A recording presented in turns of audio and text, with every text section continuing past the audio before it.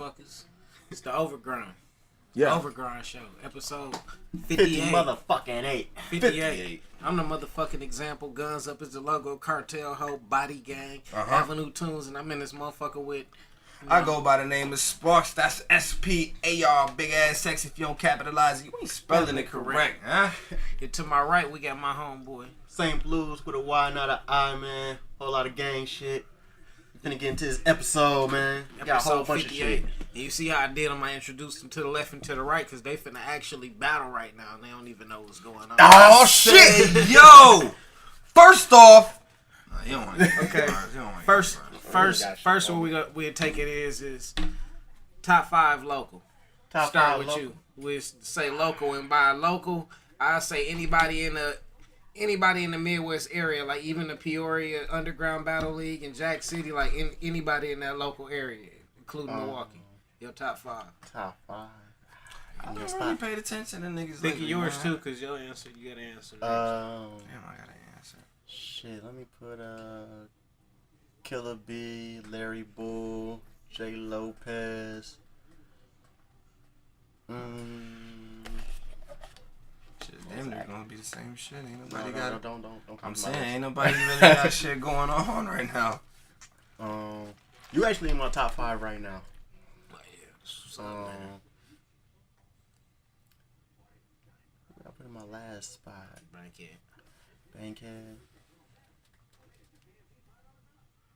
I think Bankhead is in my top 5 right now.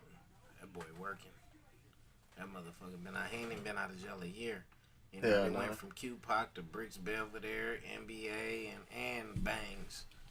You been doing good in all the battles too. Yeah, he been every battle. He ain't lost shit since he been out. Damn, shit. Mine locally, Bank, of course. Shit. Wait, before you finish, honorable mention is Spence J too. There we go. J too. There we go. Fuck honorable mention. He in the top 5.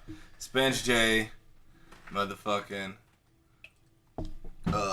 Spence J, J Lopez, Larry Bull, Bankhead, and Killer ain't my top 5 right now. I just watched his battle yesterday and shit. That's why. Yeah, it was fresh in my mind. He was tripping. He was more ready than what he appeared. Like he was just drunk. Like he was spitting. He been spitting the shit. He was spitting the shit for weeks before the battle. He had Ben wrote this shit. Was weeks before it was even time. Like he was finishing his 3rd, working on that and shit. But I mean he was. But he was. Cause he don't never do that shit. He already had the whole round like a month before. He was.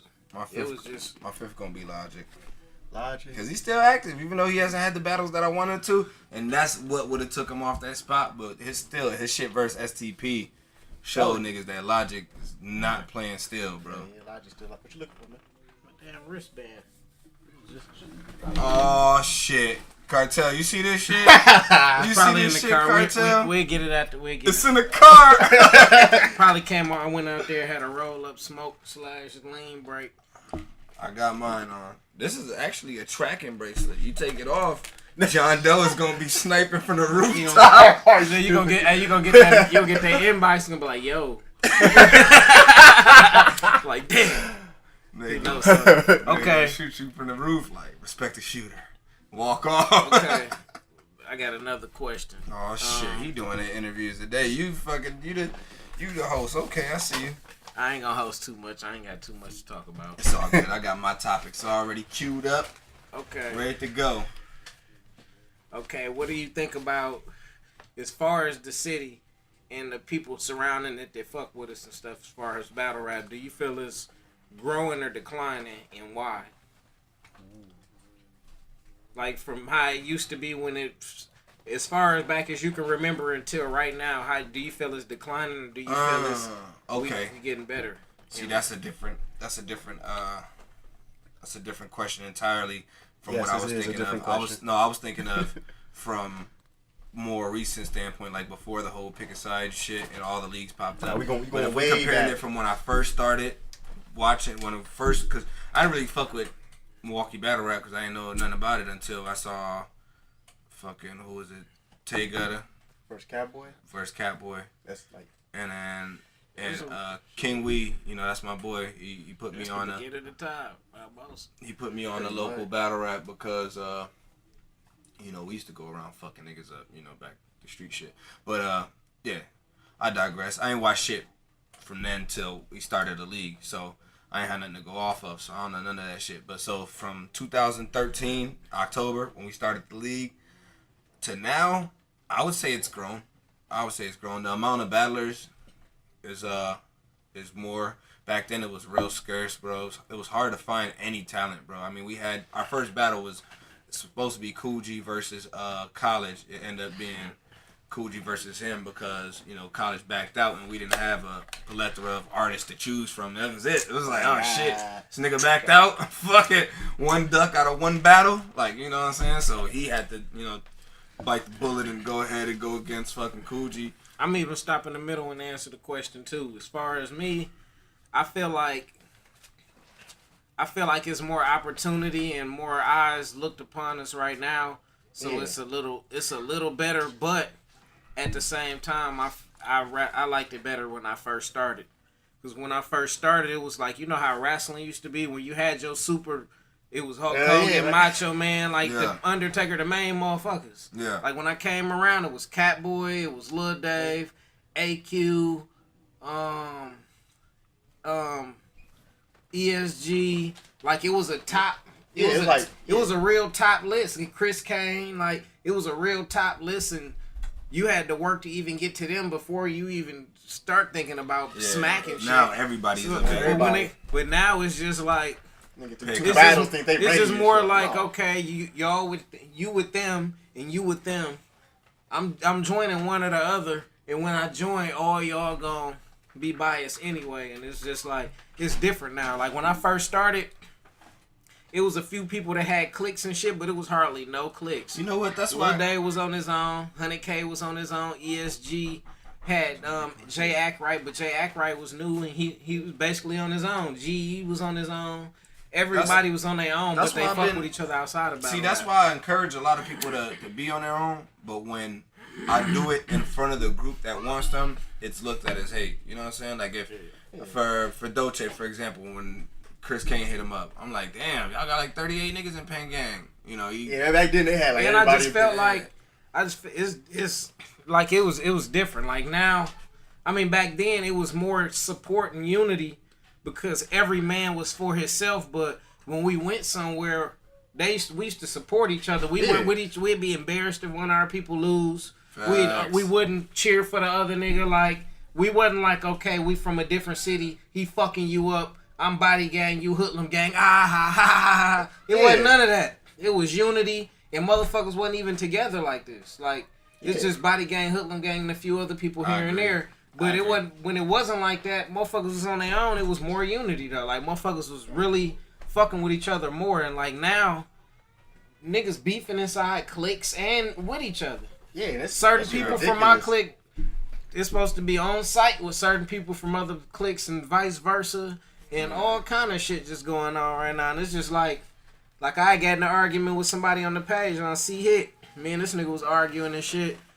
And I went to his page, and he unfriended me and shit. So I'm like, dog, you unfriended me. I'm like, you that was some diva shit.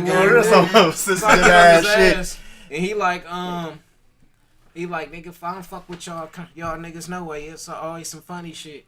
And that's when I was like, oh, okay. I was like, nigga, fuck your friendship. You from the other side anyway. You don't share my battles. You probably don't watch my battles. You don't like nothing. Like, fuck you. Like, you can leave. Yeah. And it's like, it shouldn't even be like that with motherfuckers from Milwaukee. Like, that's why, like, when people post shit, even if I like it or not, I at least watch it or listen. Yeah. And I'm like, if it's somebody I fuck with, I'm gonna get you a few hundred, maybe 1,000 views sharing your shit in some big ass groups I'm in, but I at least listen to everybody's shit. Like, I don't see niggas, he competition, fuck him, and keep scrolling. Exactly. Like, that's what these niggas doing. And that's that crab in the barrel mentality that's gonna keep everybody down. This my nigga shit. Like, now, I would say that this is a double-edged sword in Milwaukee, in battle rap in general, is that battle rap is the most easily accessible. You know, like, you can't just hit Jay-Z up and then have him get on a track, but you can hit up you know, a Cortez, Lux, a Math, or whoever. You got hit them up. You got got that money. clips. You got that brand you got right. that money. It's that's it. But then once the doors open, it's nice that we can reach out to these artists and battle when we need to and shit, and it's not like no big divide. But the problem lies when everybody in the same city is battling the same guy. All the time. Shit, oh my god! As soon as you see one motherfucker come, like a QP, you gonna see him battle the whole fucking city. Like that shit just drives me Then look, crazy. one more thing, and then I'm gonna get you in the mix because you ain't been in the mix as much. I kind of feel like the division. Like I basically had a thought like this. I even shared it with Body Gang and some Hoodlum Gang members. Like after we get it out of our system with each other, it's gonna be gang. Like we just go y'all gang and our gang, and we can just go wherever. And it kind of went over some of their heads, and they still on the like fuck y'all, woo type shit. Like, but that's my main goal. Even when I talk shit, all the shit I do is to see where your point is, and to see how smart you is. And like I pick niggas apart when I argue with them, or I let them get off with something. Then I come back and say some shit. Like I be really processing niggas. Like, oh, is this nigga? Oh no, he one of them type of niggas. I can't fuck with him. Like he get emotional and want to fight over a battle rap opinions or like certain people I know this shit like that. Mad so I a lot of back. people like that. So then I've been hollering at blowing John Doe too. Yeah, basically they gonna have a little conversation or whatever and just nip shit in the bud. Not necessarily saying they gonna be cool and do business or nothing, but I just feel like if motherfuckers can unify.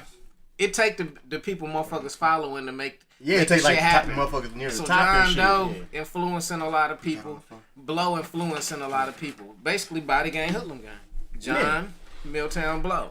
Pretty much. If we can get them, you know what I'm saying, to get on cordial terms and supportive terms, where they go into each other events or even sharing each other shit, just even, you know what I'm saying. Yeah. That'll bring this shit even more together because we making noise over here and they making noise over here.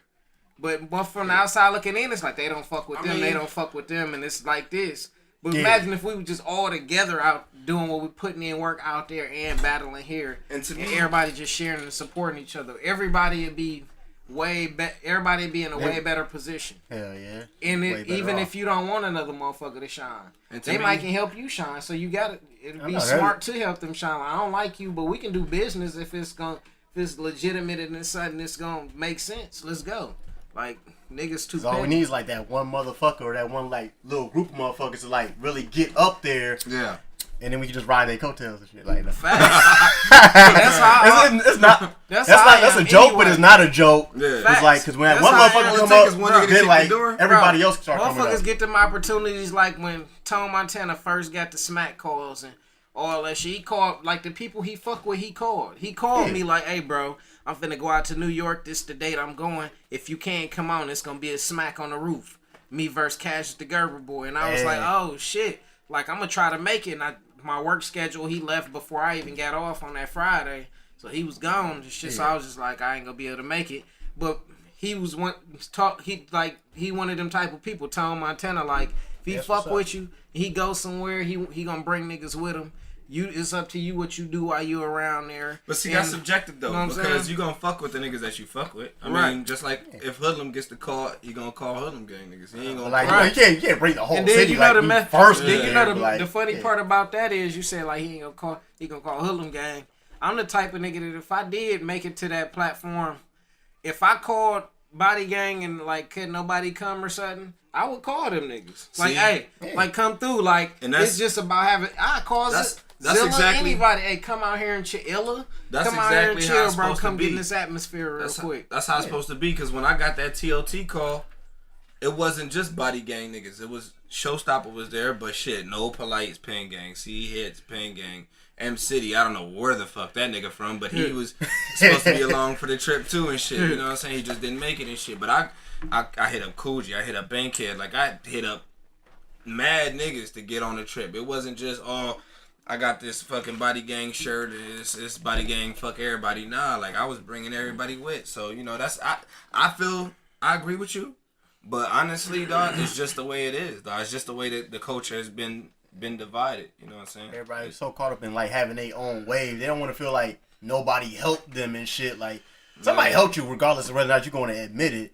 Like nobody got to like their own little level by themselves. Right. Whether it was because somebody looked out for you, did a battle for you, put you with this motherfucker, got you this opportunity. Like somebody helped you. You didn't do everything by yourself. Did you see? Nobody in Milwaukee did. Did you see Killer B versus Mike G on camera? Yeah, I did. That's the last battle I What's your watched. Killer B, like clearly, I haven't finished the battle though.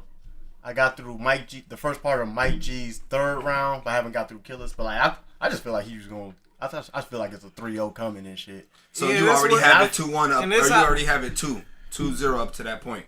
Yeah. Okay. Because I don't think. And then this how I feel about that battle, and I was even trying to with Mike G. Like, even though Mike G get on my fucking nerves, and he always do some shit that make me be like, hey, that's why I'm glad I'm over here. I love that shit. Like that ain't really my guy. I be having to say that to myself sometimes. Yeah. The shit he'll do it piss me off.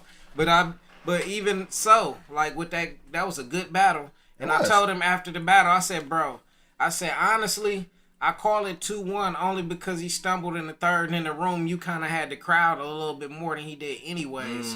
And his energy was a little slow in the first, but I was like, his energy was. He did have a good second round though, Mike G. He had a good I was like, round. I got it 2-1, but on camera I think it's gonna be 3-0 bar wise because he didn't even like Killer B had a slight stumble. It wasn't even you couldn't even count to 5. It wasn't even one of those. So it was like you can tell he got lost for a second, but he picked it right back up and start right back swinging. Like while we on this battle, I just want to go ahead and say that I loved Killer B's performance in that first round. I haven't watched the whole battle, but I can't say that he was more comfortable because Killer B has always been comfortable. He was a little too lax for me in the first round. I feel like second round he really turned up, but in the first round it was one of them situations. The whole event, I'm in there. They came like 2-3 battles in. Yeah. I look outside, Killer out there like 15, 20 deep almost. I go out there, me and my cousin and a few other people else, we go out there, we go join them, we over there chilling. They over there drinking and shit, just talking, laughing, woo, woo. So we go in the event. Soon as we go in the event, he was rapping type shit within 5 minutes of walking in that motherfucker. See, this so when he walk in, he get right on stage. He had to go first. He started off. He tried to have it, but he didn't have it. Like he was drunk. He wasn't like he was tipsy. He wasn't like slapped or nothing like that. But it was like I can tell he tried to put that aggression into the first, but he had to warm up because he was drunk, drinking outside, and he was just chilling there. He wasn't in battle mode. Yeah, but see, the thing is, to me, like that's why I said I wouldn't say that he was more comfortable because Killer B is always comfortable, but just the bars was there though. I felt like how he was rapping, he already felt in the first that he had it in the bag, and I like that mindset from Killer. It just the way he looked, it was just like he was so lax, bro. Like usually Killer. He's so aggressive sometimes that it seems like he's forcing each word. For the like, grab the bottle and do like. But this one, he was just comfortable.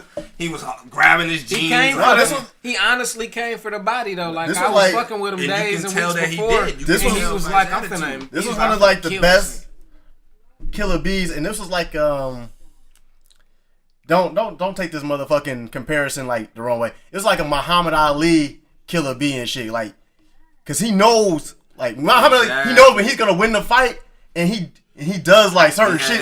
You know that he's gonna win, and that's how I felt from Killer B. Like when he was rapping, like he knows he's gonna win. He knows he got that confidence. It looked good on camera, and that's what he said too when we was talking, because it was like, what you think about that battle, and we both was basically said at the same time, like you punch too much for him. Like it ain't nothing he can do with you. Period. So easy, long as you don't. Just not care, like you good, but he was like, fuck that, and he was letting me hear his shit, and I was like, damn, like, and then he's so cold. I heard all 3 of his rounds, and he left the bar out about me or something. I never heard that bar until he got on stage. He was waiting for that shot. He said, Sutton, 2 bald heads together, Homer and Abe Simpson. Sutton come in with two guns up, for like example, like Dave Benson. I was like, yeah. I ain't never hear that. He was sparring and shit, and I was around. Nah, he left it like, out. That's that Muhammad Ali shit. That's like, what round you want me to knock you out in type Exactly. shit. That's exactly like, that's that vibe. I was like, saying, this bro. motherfucker. Like, and that his confidence resonates well on camera. I think he should keep that confidence, but just not fall under the performance. You know, because I don't know. For y'all, it was lackluster. To me, I loved it. I ain't got no complaints about the way he did his first round. And then with Show, it's like, I just wanted to jump on him real quick. Oh, like, shit. Show, I just think he need, like, his voice. With his voice, he need a super performance. Just because of his voice. Like, like if he did more of this and all of that, and like, this shit would be so electrifying because he say bar on top of bar everything, but you don't catch it because he'll sit there and he'll say son bar, son bar, and he only been and went like this. And he had been saying 2 bars and he's still going with bars. And you're like, I caught that one too, but you don't catch everything. Yeah, that's in his nature.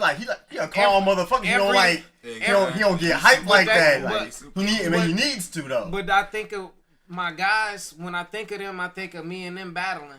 Yeah. And that's his weakness to me. It's like, I think him versus Killer showed the potential that he really has. Like, I think with him, like, you might be able to even outpunch me a little if you really get on your shit. But you can't outperform me, and I'm a freestyle and do a whole bunch of other shit that's just gonna separate us. Like, I be thinking about our battles, and that's what. So now that we on Show, what do you think about Show versus Vixen? They just had the face off. They did the face off? Oh, yeah.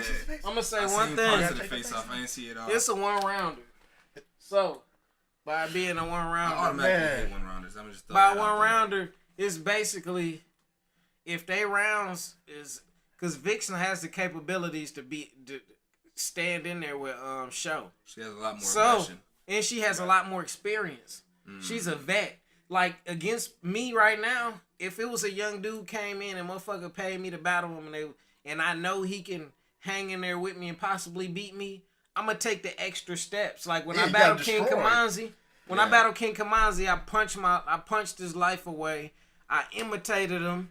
I did, I broke down words. He was so I'm bad break down King Kamanzi is not great. Like, I broke down like, words. It was really close. Like, I made sure I cover every track just in case. And Vixen got the capability. She can bring a proper setting and turn the whole fucking battle around. And it's all about facts. Don't let her touch you with that shit. Don't let her Facts though. Don't let her talk to you like that. Bro, that'd be funny. I won that battle. She ain't pull that out. QTM. Go watch it. I won that battle. I had bars in there. And sometimes, no, you can't bar a chick. I'm trying to tell you. That was my first female battle. I tried to. But now I'm better. I said, bro, did you see me versus? versus? If you try to bar her, that's not gonna work. Did you see me versus Jay Smooth or Alexis Marie? I seen parts of Lexus and Jay Smooth was in New York when I just got out. Lexus? Yeah, like I started. That was my third female. I was seasoned. No, I'm saying. Like, I said, "How you doing, Lexus? Yeah. You the type of girl I wouldn't mind having sex with." Oh my God! Waking up for breakfast and occasionally getting domestic. You know the deal, ladies. But aside from that, it's finna get real crazy. Plan A, bar you to death. Plan B, you getting killed, baby. That's it. This nigga was going. I wasn't playing with her like I knew what to do right then. It's like, you a girl, I gotta look at you as a female first and foremost. What not to do? Then I look at you as a battler. So I looked at her and I was like, I knock her down. What not to do? Kind of straight. What not so to do I aside incorporated from that. What not to do aside from barring a chick away is what Mo Moolah did to who? Farrah? Farrah Funeral. What'd he do? He spent the whole round trying to get at her. And she came to bar this nigga. Oh yeah. Go ahead and you waste can only do that. You can only do that if it's funny. If you want to. Hey, with that being said, you can only do that if it's funny. With that being said, though, I got Show taking it though.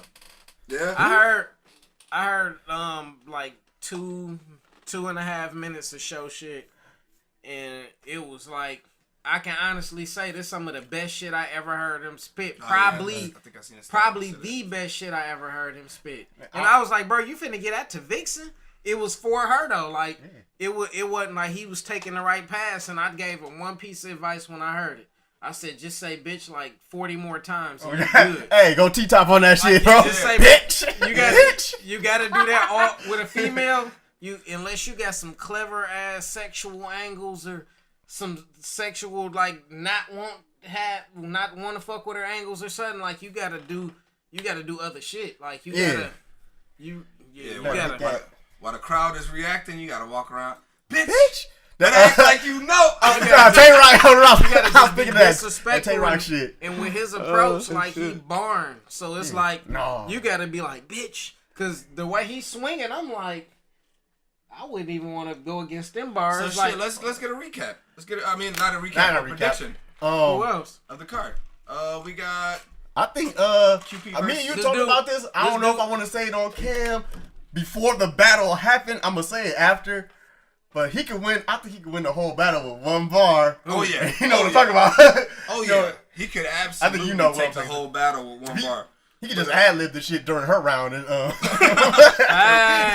this shit.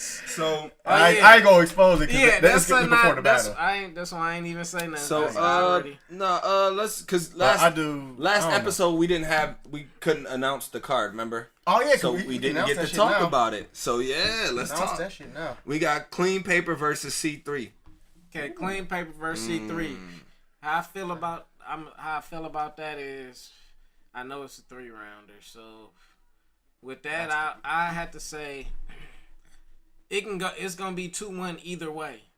And the reason it's gonna be 2-1 either way is because she pretty much the female version of Clean Paper. She's just a little less funny. But she got that same hood mentality. She got that. It's just heavy as fuck. But the thing about Clean is I never seen him battle a female. So this I think he's gonna get disrespectful. So listen, with a female battle, with somebody as great as him, the shit is automatically gonna be extra fire and creative. Just off the shit he said to me, you can tell like it's a difference between a reminisce and like shit. He said shit like that to me. Think what he gonna say to a female, somebody that clever. So it's like. It can be a fuck up and he can lose because she a female and she shouldn't have been that close in the fight. Or it can be like he finna just smash her. If he take it serious, he can kill her the first 2 rounds and fuck with her in the third round. To me, Clean do shit like that. So. Bar for bar, punch wise. I feel like C3 would take that. I don't think Clean don't. Now Clean and he you know hit what? harder though. But you know that's what? That's the thing. She hit more, but he hit harder. People react more to the constant punches, but what Clean got is he has that crowd control. That's something that C3 don't have. Facts. And if he takes that from her, battle's over. He got haymakers. He already got that. Yeah, battle's over. It gotta be some. And he got haymakers. If he take her light.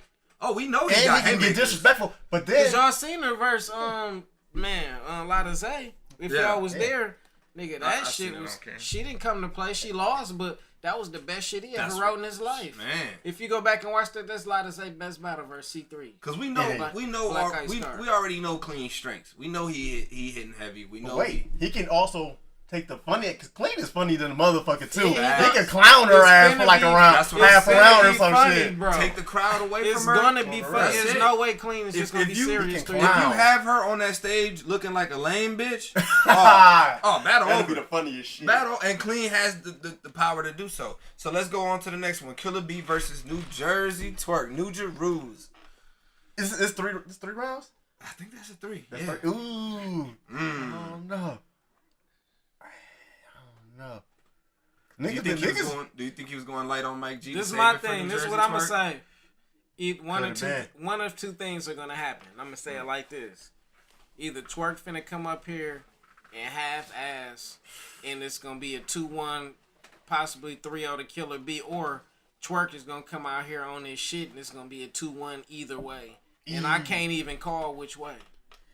That's my nigga. You like a body gang, but I can't even. Yeah, you can't be biased. That nigga's nice. And that's the thing I like about body gang, and I will say that he better have an incredible first round. That body gang, we not biased. We not biased at all.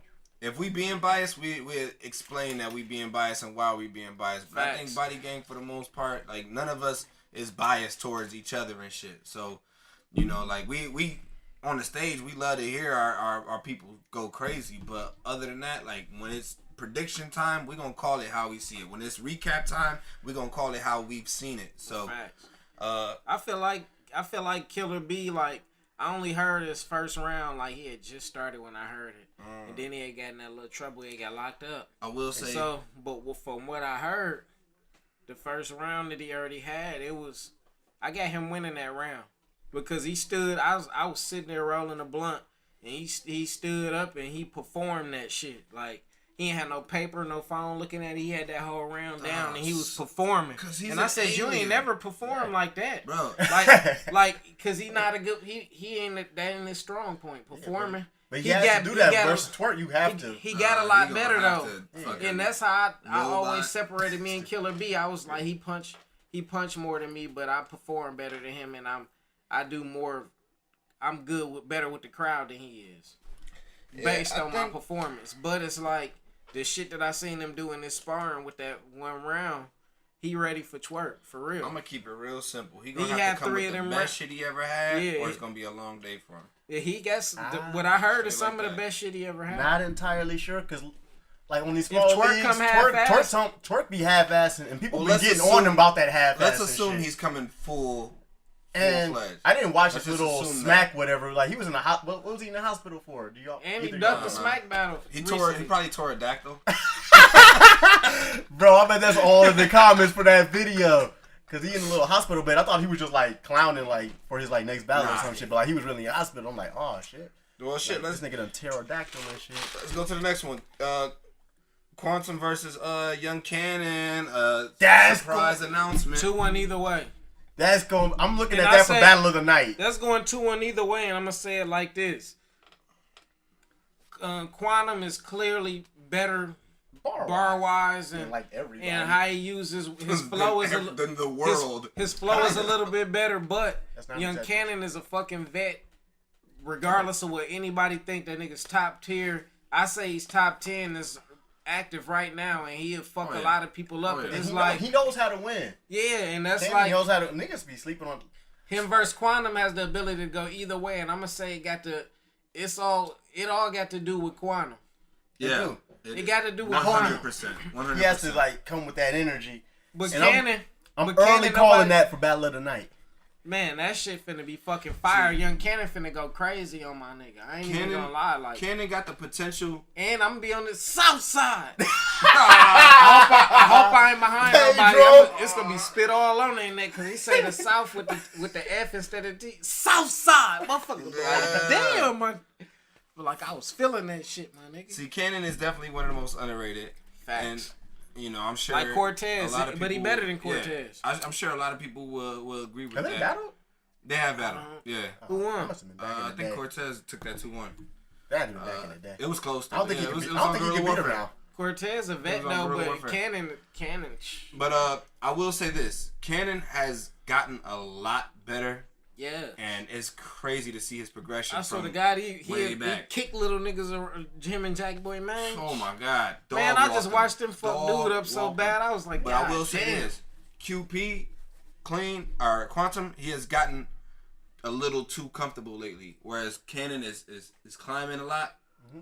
QP is like not falling off because he's God with bars. But his battle with, I feel like he don't give a fuck. What's the name? I feel like he trying to get back on track with his bill collector. Okay, I feel like he's trying to get back on track. What I will say is, if he wasn't trying to lose that battle. If we see the best of both of them, this is Battle of the Year. Hell yeah, this is Battle of the Year. Him and Quantum and Bill, I feel is already probably one of the battles of the year. I don't know. Absolutely. It should have way more views to me. If QP brings QP versus Fresco, oh my God, this is on a QP versus Fresco. God, this is incredible. This is an incredible matchup. That was a good QP too. QP was nice. I can't even pick a man. Him versus Bangs was fire. Man, he got some fucking crazy battles. Bangs one of my favorite too. I think I'm at the watching this. Like, I hope this is a battle that you want, QP, because that's when you do your best. When you battle Fresco, you wanted to battle Fresco in his show. You wanted to battle Bill Collector in his show. You wanted to battle Bangs, and that shit shows. 100%. So I hope you want this battle. So let's get into the next one. We got Bankhead versus Drugs. I think he gonna beat Drugs. I got Bankhead. Drugs got the. drugs can stick in there, but he can. It seems like this is my first clear prediction out of the The fact remains that Bankhead ain't been beat since he got out, and I can honestly say rare form. He's in rare form, and he overdoes it. Like he like perfect cell like if right they now. had like if they had like if it's 2.5 minute rounds. He coming with 3 every round at least, and barking. And the extra 30 seconds gonna mean a lot to the point count if you don't stop him. And ain't nobody don't stop this. Like 30 seconds, it'd be like, damn, I just slipped to let this nigga get more time, dog. Pause the predictions. Now that we talking about that, let's segue into something else that I saw. Mike P on Instagram. He was complaining about how niggas always want to call time. Niggas want to make time in the contract. He pissed off because he feels like if niggas are going to go overtime, then he should be compensated financially for it because 1 minute extra that this guy's spitting, you staying in 2 minutes, and this guy's rapping 5 minutes, it can make or break the whole battle. Yeah. And that's niggas like I gotta call you out because I know you most for doing it. Arsenal, like niggas who don't like recognize the time limit. They just motherfucker. Arsenal disaster. It's the niggas that can freestyle because they don't design rounds. They just get up there. They'll have some written shit, but then they'll still just rap too, and they not paying attention to time limit. Yeah, and that's the bullshit. So, do you feel like there should be some type of? My question is, do you feel like this be some type of repercussions for agreeing on a time limit and then going over it as much? I can see a 30-second cushion. I don't see that because it's just basically I feel like if it's that important and the people that's running the league want it to be under control, that they should do like Smack and them do, and they should have somebody there with the clock who time it, who stop for reactions, do all that shit. Just time it out. Yeah, I even do it. If somebody requesting like, hey man, I don't want this nigga going over, can somebody time it out? I gladly get up there with the stopwatch and stop it for reactions and wait till we can hear him again and then press. And that's cool. You know what I'm saying? Like, and that's cool. But then you got assholes who get pissed off, like really pissed when you call time on them because they want to rap for 28, 30 minutes. It don't matter. Give them a 10 to 15 second grace period with the whatever the time agreed is, and that's it. Like that's what we used to do when we first started doing events. So what do you? It's certain things to that because like certain battles wouldn't be the same if motherfuckers got cut off like sharp at that time because like you get Calico versus we give grace. He went over. With Cartel, we give grace periods. Yeah, you get a so cushion. It's like okay if they agree on 3 minutes, stop. Like if. Tell him it's around time to stop when it's time to stop, but give him a second to finish his bar. Like it may be another 4 bars to the last 10, 15 seconds. And that's what I be telling him because he'll yell time in the nigga ear as soon as the time hits. No, I get I'll stop. No, we could go to a few battles. Because you'll look at me. I'll like stop my phone. I'll push the button on my phone to stop it so it doesn't like make a noise or nothing. All you gotta do is just tell the battlers like, hey, this your time limit.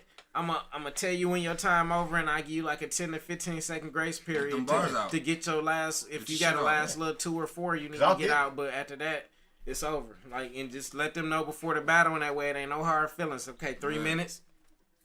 And he finished it. Cause I give niggas a good like 20 seconds, but then they'll keep rapping, and I'll be like, okay, I gave you these extra 20 seconds, but then I gotta cut you off so you're not too much over. I hate that shit, dog. But and that's a lot of smack battles. Because when you rehearse this shit, you know what time you're in. You know that. I stop watching my shit. It's certain shit like when you don't prepare for it. 5 pages of shit, you know that's not 2 minutes, bro. Like you just being an asshole at that point. What else we got? Then rapping 2 minutes in sparring and then like rapping 2 minutes we already covered Vixen and show. Sully Cell versus Risco Wells. I got Risco. Wait, Sully Cell, did he just battle Akirion? Yeah. I got Risco Wells. I got Risco winning. Risco incredible. He got a 2 of a kind performance. Like it's only him and Twerk. They got that style, and it's like I don't know. I can't honestly say he got it from Twerk. Hey, since I've been seeing him, he been doing it. Hey, Twerk even acknowledged that shit on Facebook one time. Did he? Yeah. He's like, look at my son. He said something, we called him his son. Yeah. He said something He came around and was like, since I heard him, I can honestly say I heard him a little bit after I heard Twerk. But he had already did some battles. It was the same thing. It was the same thing with Twerk, but it was like they both came in the same way. And he kept, if he did take his style, he kept it since he been here. So it's like, I can't really even say he took his style, but it's like he cold with it and he getting better. So it's that nigga dangerous. So it's clear. Risco Wells. Yeah, I'm going Risco. Yeah, it can, but it can't be 2-1 either way though. No, it's not. Bro, you ain't. I don't have confidence in Sally. If he come with like the best round that he had versus Akira in all 3 rounds, stop. He can 2-1 it. Your benevolence is beneath You're me. such a nice guy. You are. Wait, Bro, he ain't that bad. Wait, where's Sally Cell from? Versus Risco. Detroit. That's clean, brother. Is it? The fact that listen to what he said. The fact that you 3-0. He ain't Risco. that bad. I got it. He's not as good. Wait a 2-1 possibly 3-0 Risco. Wait a second. Yeah. How many battles has Sally Cell? Because I haven't heard about him before the Akira 4. battle. He ain't got a lot. He Yeah, got he like got 3-4 Yeah, battles. 3-4. no. I would say 4 being max. I say 3-0, 2-1 Risco. Man, hey, Cell, if you don't been watching Risco and doing your homework, I'm gonna give you a round. Hashtag Green Ranger. Facts. That's the only way. Yeah, because if he really, only had a really few ready. battles, that He means gonna he have got his potential. He ain't got potential. He gonna have to pack Yeah, a round and potential. he gonna have to do a That's round fact. and a half in one of his rounds to win it, but he gonna win it. How about W Dub versus NBA? W-Dub. Whoa, that's because you battling. Hey, No, listen. hold on. Honestly, listen. When I first started seeing W-Dub, it was like this country rapper. And then he came here and he battled Catboy, and he was way better than we had ever seen him. He was punching and everything. You from the Lil, ain't you? And then it came out that they were saying B Magic was helping him with his bars. You know I what I'm heard saying? that. So, but after that, him and B Magic got into it down the road, like years later. They ended up just having a fist fight, and it was a footage of it. It came out like 6 months ago. And it wasn't even. It was. It came out of retirement. Both of them got a good punch off on each other, and that was it. They squaring off, going around and like that. It wasn't really. It was like 5 punches a piece, thrown maybe type shit, and then they cut the footage off. But it was. But after him and B Magic got into it, and he was writing still, he still had bars. Oh, timeout. So he must have picked the format up or something. But I just feel like I feel like they both got bars. I feel like Dub bars is a little better, and I feel like he got more like presence on that stage. Like he more seasoned than NBA, so he gonna come up there. Remember when he battled Catboy? He said, "This y'all swag." He said, "This the way Milwaukee dress." He was saying shit like that. But you know what? NBA got one of the best performances then to he me. be like, "You thought them bars was gonna beat me?" Like shit like that'll take away off all that performance. He would have to take away NBA's power because he got performance to it. NBA performance is better, but NBA he missing. To me, NBA has one of the best performances. He missing personality though. To me, honestly. What? Kinda. He missing personality. I understand what you're saying. He seemed like I understand why he would say listen, that. when he rap, when he rap, this is what I think in my head. I swear to God, when he rap, this is what I think in my head. Tell us what you think in your head. Black guy in Green Bay with a white girl. I swear to God, that's what I think when I hear him. He's nice, but black guy in Green Bay with a white girl. That's that Kenosha life. That's why. It's like okay, it's like okay, you a nigga like us, but you corny, G. Like we all over. You gotta here follow his dressed, Facebook, and you will understand. I understand exactly. No, that's what I'm I saying. knew exactly where he was going when he said that. It's like man, shit, he nice though. It's just I think he should come holler at me and let me kind of work with him after me and him battle. Like I honestly would make him a better battler. I think he should come work with me before because I give him tips. All bullshit aside, I think I give him tips tips to really work with people. Yeah, because I give him tips before our battle on what's gonna happen to him type shit. And here's some bars. That's stupid. Say this. It ain't like that. Talk to me, nigga. It's just like training together. Like I just don't put him on game for certain defenses and shit that may be coming his way, and then just Kevin Durant and LeBron, they kick it and train. Y'all could do that shit too. Oh, the best imitation of B Magic. That's I almost thought I was gonna lose track. Young Cannon. B motherfucking Magic, the motherfucking fifth clapper. I'll put your squares in the box like a Ritz cracker. Did you hear Cleans though? No, I ain't. Wait, what did he say? What did he say? I probably remember that shit. This is like that. He said, "I'm shady guy. I pistol stay cocked like McGrady's eyes." Shit. Bro, his might be better. This is like back in the day. When they battle like in the PGs. This is like way back in the day. Easy to imitate. He's so easy to imitate. Bro, he did that nigga cold, dog. Oh shit. So yeah, that's a nice card. That's all the battles? Nah, I can't. The last one is not gonna happen. Logic got some personal shit. Hey, pardon me, y'all, to the fans. Shit, you ain't even in the camera. Oh, what's Mouse, bad. Could you move the camera back slightly? He not battling Moolah? And I'll tell you where to stop. I'll tell you where to stop. Now, let me get this right before we keep going. Just pull it perfectly back. Just back. Straight back. Little more. All right, now right there, boom, perfect. All right, cool.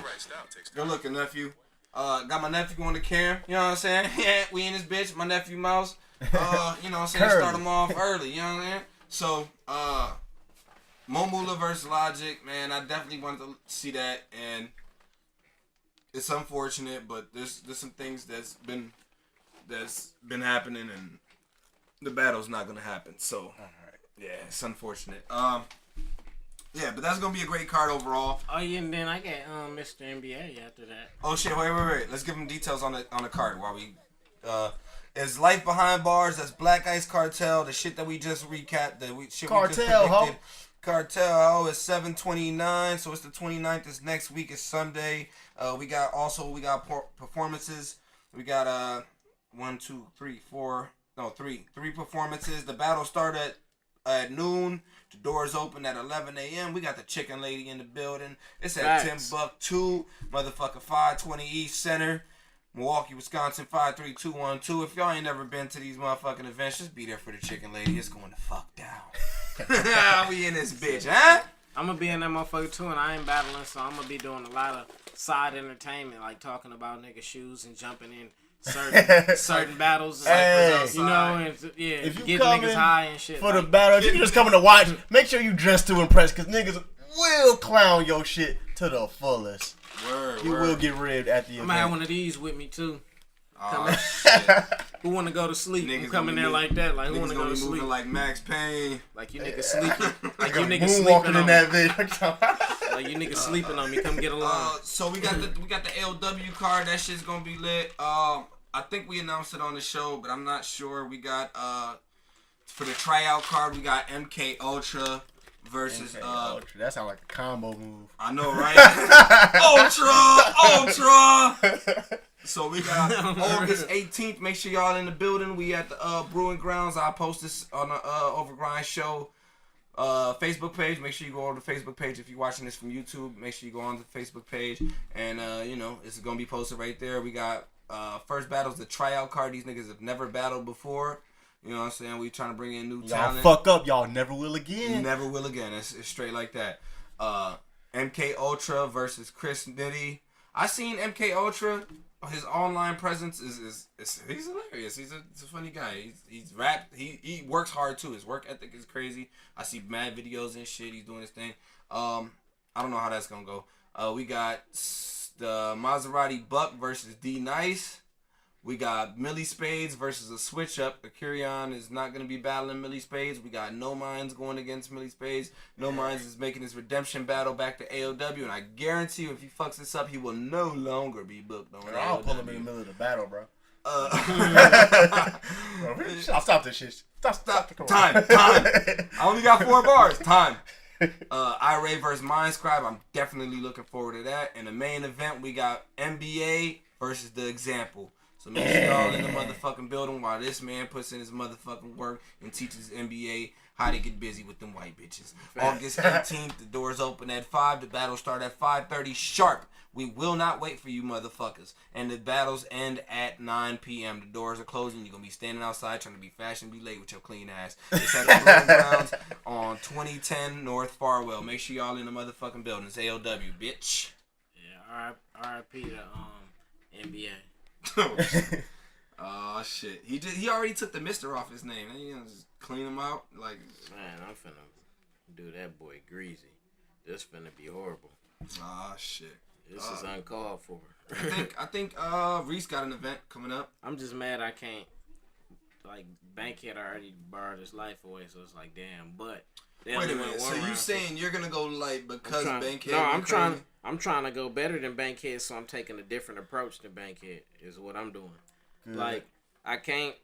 If I'm trying to outbar him, I'm gonna put too much effort and too much overthinking and time into this battle when I can just like I'm at a point now when I battle somebody, I look at them for a second. I might watch a battle or two if I know them. I already know what they about. Then I already be like, okay, this is my approach for them. I already know my approach. It's just about I write a few bars here and there, and put it together. Like, but my head be in a certain place. Yeah. I'ma bar this nigga life away.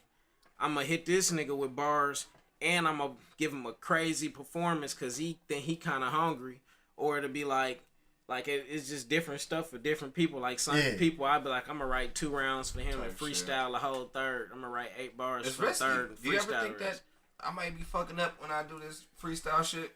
Yeah, I would wonder, like a lot of people like DNA, Hollow, like. Yeah, what is your mindset going in? Like, okay, Jay Stone. It's like this. You gotta take it. How did you feel? It's kind of like a gamble, ain't it? With Jay Stone, I'm gonna explain how I feel. Then I'm gonna explain Jay Stone because it's a different feeling right there. Okay. When I start freestyling, this is why it happened. I battled Tone Montana. We was doing our battle. I was going crazy. I was fucking him up. Then I choked. And I wasn't used to freestyling, so I said, go ahead. And he went. After that, I had a feeling like I'd never do that again. Like I may at least rib the nigga or do something. So after that, I went into this one battle, and I had a battle the next day. When I battled DP, I had clean paper the next day. So I'm like, damn, okay. I'm finna get this nigga 2 rounds. Hit him with a few mixtape bars in the third, and then I'm a freestyle. Don't T-Rex it. Yeah. And when I did it, I forgot the mixtape bars. So I forgot which ones. I forgot which ones I was finna spit, right? So I just start spitting some shit. I just start freestyling. Motherfuckers was laughing and they was feeling it and shit. And then I just like, okay, say something funny, make it rhyme. Say something funny, make it rhyme. That's all you gotta do. So motherfuckers was going crazy. So I do that.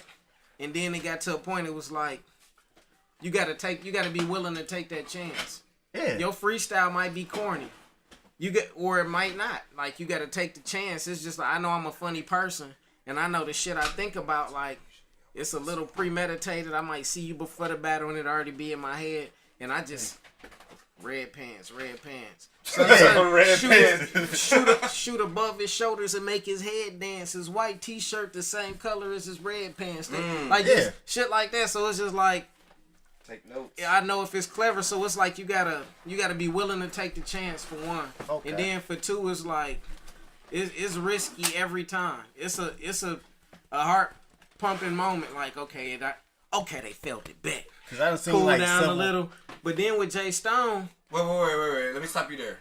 Before you get into Jay Stone, do you ever feel like you freestyle, boom, you get a bar off, they love it, crowd goes crazy. You get another one, crowd goes crazy. You get another one, now you pushing it, they kind of not fucking with it. What do you feel mentally, and what do you do at that point? Do you stop? Come up with another one, or depending you just close it out? It depends on how far along I am.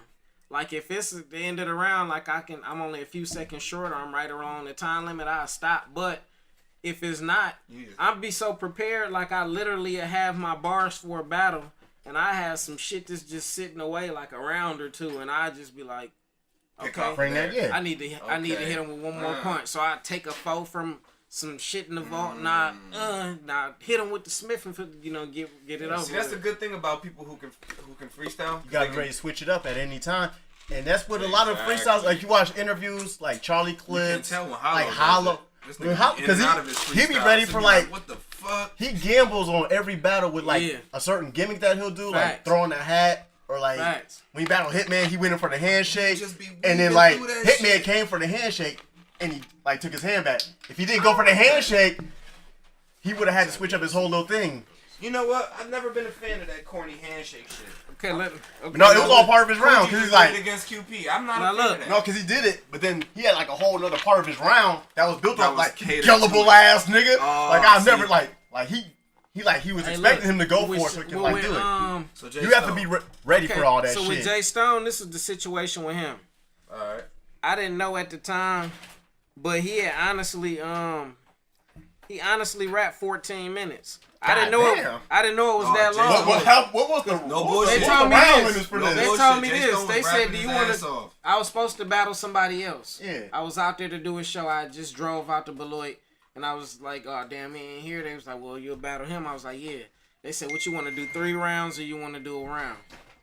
And I was like, "Shit, it's gonna be around the same time anyway, cause we was doing 3-2. That's 6 minutes. We just do a round." And you rapped 14 minutes, bro? Tell him No, like he rapped his. and then I told him, I said, tell him go like 6 minutes. And he was like, okay, cool. I said, give or take a little 6 minutes, a little over, a little under. Give or take 12 he said, minutes. Cool. So he went 14 minutes. I thought he went probably about 7-8 minutes. I was playing Candy Crush. I was doing all kind of shit. I was doing all kind of shit. I drove out there leaning and shit like I was high. Like I don't smoke a lot. Like I smoke for like a week and a half, maybe 2 weeks out of a month, and I quit. And then I probably won't even smoke the next month, and I skip a month. Like I only smoke for like a week or 2 out of every month. So when I smoke, I be high. Faded as a so motherfucker. We drove out there and shit, and then it was like, okay, he went all this time. I'm thinking it's like 8 minutes. I'm like, the shit I was finna spit to him, I gave him 2 of my other 3 rounds that I had. Yeah. He switched a little, and I was gonna freestyle at the end, make it close to 5.5. But when he did that, I'm like, oh, okay. So when I went in, I first started rapping, I did a rebuttal right away. Yeah. From some shit that was 5-6 minutes back in his round. Yeah. From the 14 minutes. So I did a rebuttal on that. He said something about his uncle know karate, and he said, I asked him, will it kill somebody? He said, probably. And then I was like, you said your uncle taught you karate, and will it kill somebody? Probably. But if you run up on example with that bullshit, what they gonna say? Somebody shot him. Yeah. Like, I was just like, then I had another one about his outfit right away. I said, I shot sudden, his leg gone. This battle gonna be like his outfit, because him dying is gonna be with y'all all red on. And then I went into my bars. Yeah. Then at the end of my bars, I went like this, and I was like, I pulled some shit from 3 years ago. I'm like, if something transpire, whatever in my hand fire, Luke Kane, name of that dude, he can beg for his life to 40 still spit. 2 chains. Like they was like, and I was like, yeah, them some old bars. I hit him with that. Then I freestyled and ribbed him at the end. The crowd was definitely. Then I was like, I just worked. I said my bars slower and shit than I would have said them. Because I would have still let him catch him, but it would have been a little faster still. I talked most of it out, just yelled at him. And I was just like, my bars is 10 times better than his, even though I know he probably rapped double my time, which he did, come to find. So it was like. That speaks to your point about the time limits, bro. That's what I'm saying. That's way over. Yeah, because I went like this, and I'm like... Now, he looked good. I mean, it's one thing if, like, y'all supposed to do 6 minutes, and he did, like, 8. It was my fate, though. Minutes? It was my fate, though. I could have been, like... If he was really cooking, like, all the way, like, on some Killer B type shit, and he got, like, 6-7 minutes into it, 8 minutes, I'd have been like, hey, bro, tell dude, what up? Like, I would have made him stop. But now you look better. But with dude... Yeah. Fuck that. Yeah, look. But then it's like at the same time you gotta like, bro, I'll be like, hey, yo, some type of. I get that, but as a battle rapper saying that, the league owner should say that. The battle rapper saying it looks trash. It looks like you copping out. Like, bro, tell him stop, please. You know? No, it ain't. Not really though. It's like that's just how it looks. This how I feel. Mean, but some people battle. If you would did that like at 7 minutes, it probably would look like that. But like 14 minutes, like if you would try to cut them off at like 10 or 9, then it'd be like. Hey, look, because certain battlers rap for different stuff. Some battlers strictly rap for money, you know what I'm saying? Yeah. But some battlers rap, they want money because they feel their talent deserves it, but they come to win also. So by them saying, hey, cut dude off, they not doing nothing but, you know what I'm saying? Like, hey, y'all ain't finna cheat me out of a win. Okay, y'all paid me, but I still want to win the fucking battle because I know I'm better than this nigga. So y'all not finna give him 5 extra minutes. So it's like, hey, stop that shit. Like, time. Like, I don't know where he started, but he way over. Yeah. Y'all can check y'all footage later or whatever, but he over. That's the thing, because, like, motherfuckers, they not built like the old school days, because in the old school days, you might meet somebody on the street, and they might challenge you right then and there. You had to have all this material. Yeah. Or this might be Fight Club days, like, you might, like, okay, that was close. Let's do a sudden death. You got an extra round ready? Yeah. Like, Motherfuckers don't do that shit now, but like motherfuckers that come from like that type of mind state, and they rap for extra minutes that type and shit. Of shit too. So let's go. That's like a lost art now. I just want to go into my docket real quick. Oh, go into the docket, man. You got a whole bunch of shit to talk about. Luckily, we got mad time on the cam. Usually, we've been doing the shows like the last 2 shows like within a half hour. Yeah. We try to keep it within an hour, but I like. We can break this down. I like the way the show is going. That's what I was saying. That's what I'm getting to. Nigga, I like give y'all a main course and some tie dishes with this episode. Did y'all get the chance to check the mixtape out yet? No, he didn't. Where the link at? It's on SoundCloud. It's on SoundCloud. Yeah, I did. The example. Look, he told me about, but he didn't tell me. Before you listen to it, just know. I wish he would have done it like I told him to do it. Hey, I don't know what's on there. Yeah, we still need to throw them ones on there. I put 10 up. But it was some I didn't get to do because remember I wanted some faded out before certain parts and such and such. So because I knew it, man. So I only dropped 10 of the songs on the mixtape. I listened to that shit over and over from a space DA space example. From a space where I can critically get into it, and I think the songs I picked would have set that shit on fire. But listen, let's get into my docket real quick. Just a few things going on. I have to mention this. Most people don't know. Probably most people don't care. But it's my favorite relationship right now, and they broke up, and it broke my motherfucking heart. Let me start off with that. G-Eazy and Halsey have broken up. All right, I love the way they get down. And Machine Gun Kelly was seen leaving with Halsey. That motherfucker, he over there fucking. Hey, hold up, man. Cause I just heard the song today, and that just like it kind of struck something with me. She has a song called "Bad at Love," talking about how she bore for that relationships. Well, that shit played today. I was like, damn. That's a fact. She kind of threw it out there like, I'm bad at love. Machine Gun Kelly gonna be busting her down, and so I guess she was tired with the shit G-Eazy be doing. He just got out. He was arrested in May for cocaine and assault. He said that in his songs, though. Yeah. Y'all both say why y'all trashing y'all songs. Yeah, dog. And that's the thing. Like, these artists, they'll tell you why they trashing their shit. They transparent. We as artists, we wouldn't have an art if we didn't have something to speak about. You know? Mm-hmm. And that's why I understand what you said about this one? Yeah. That's why I understand what you said about certain boy's name, about his music and shit. Because we wouldn't have shit to talk about if it didn't, you know what I'm saying, if it didn't transpire within us. So, so he was arrested for cocaine, for assault. You know, he a regular badass. And Shorty was done with it. And now she gonna be fucking on Machine Gun Kelly. Shit happens. Now, with that being said, fucking with these rappers, man. How close do you have to be to a guy? Oh, shit. Well, you gotta get that? Put him on the show. Put him on the show. What up, bro? Put him on the show. He on parole. He can't be on the show. He can't be on the show. I'm right around the corner from Durker. Where you at? All right. Oh, no. What were you saying? I'm finna take you to my address where I'm at. It's right around the corner. I want him to get in it. I don't want to fuck it up. So how close do you have to be to a guy to mess with his girl? Then who is to blame? What you mean, how close? Okay, Machine Gun Kelly is now about to be fucking the shit out of Halsey, which was G-Eazy's girl. So like, it wasn't close though. But how close do you have to be? I mean, y'all gotta be cool, man. How cool do you have to be? Have you been to my house before, nigga? Do I fuck with you like that?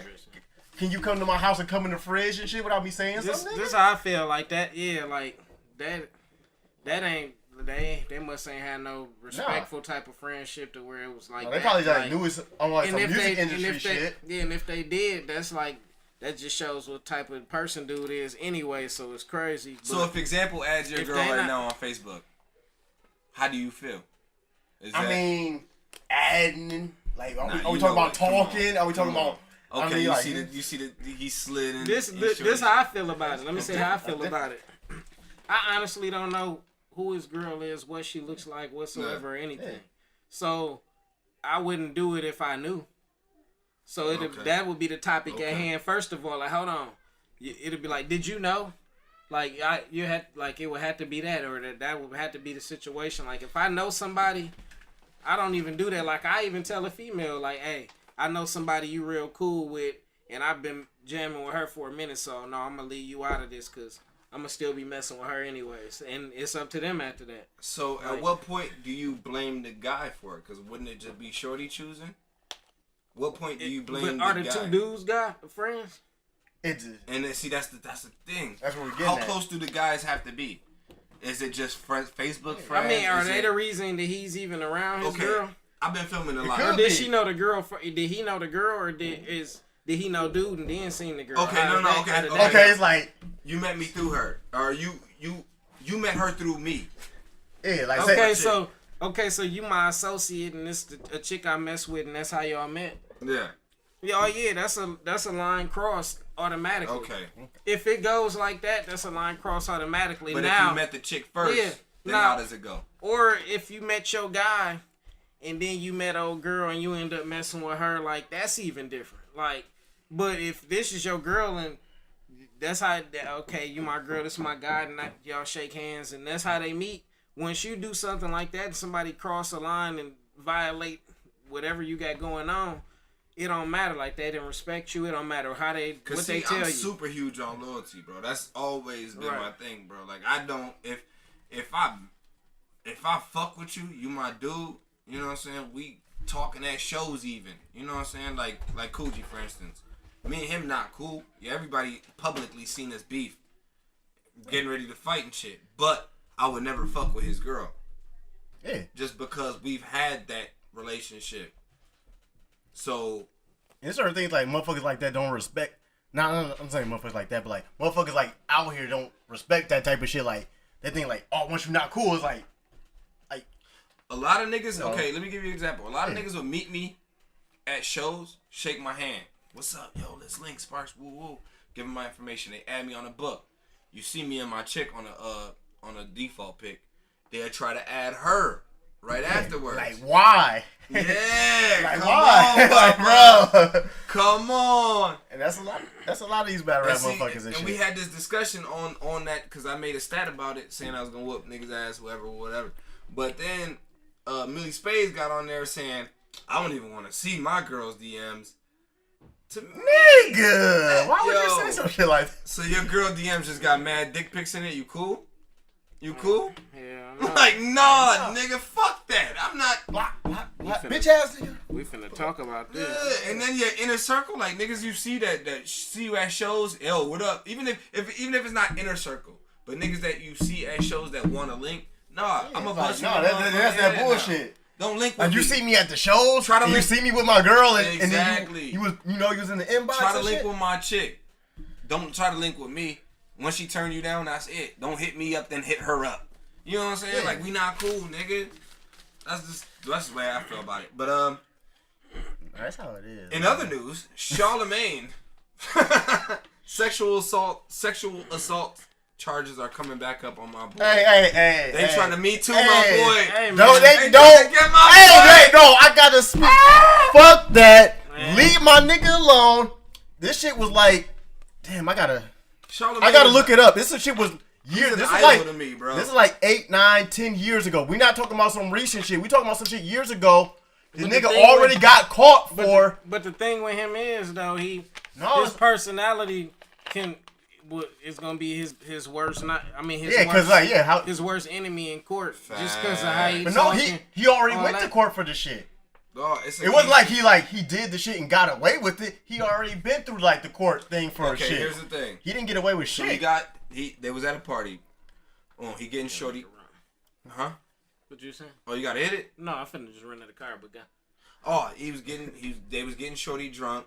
Got some Spanish fly, boom, put it in her drink. She all faded now, sloppy, barely could stand. What's Spanish fly?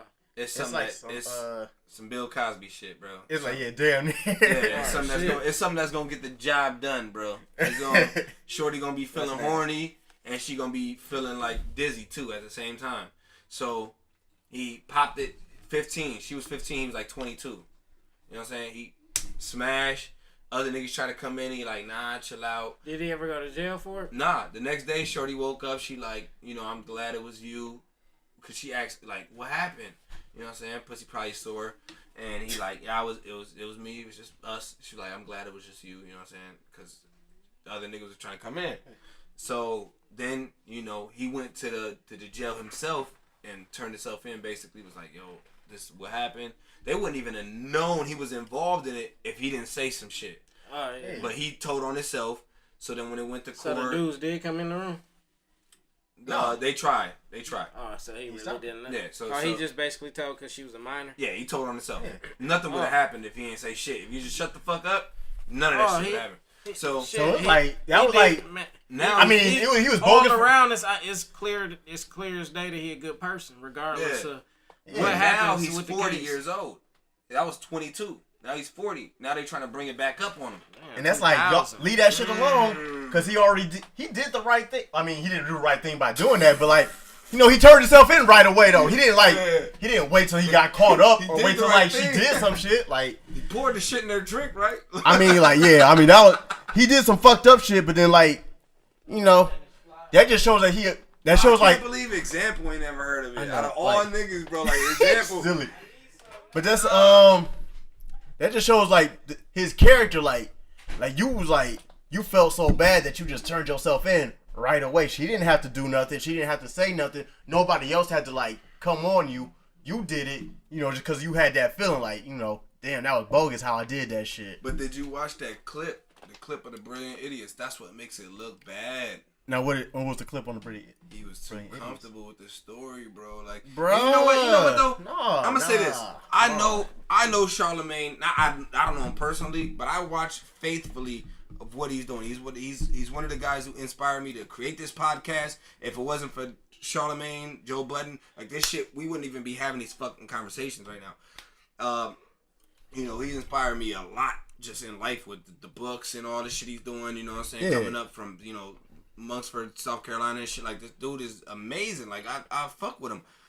And, you know, the fact that he's able to talk about it in the way that he does, so comfortable. Not saying that it's cool to just do what the fuck he did, but everybody's calling him gross, a weirdo for talking about it. I think he's come to grips, and more people need to stop putting so many skeletons in their closet. You know what I'm saying? Like, because that's not the first time he talked about it.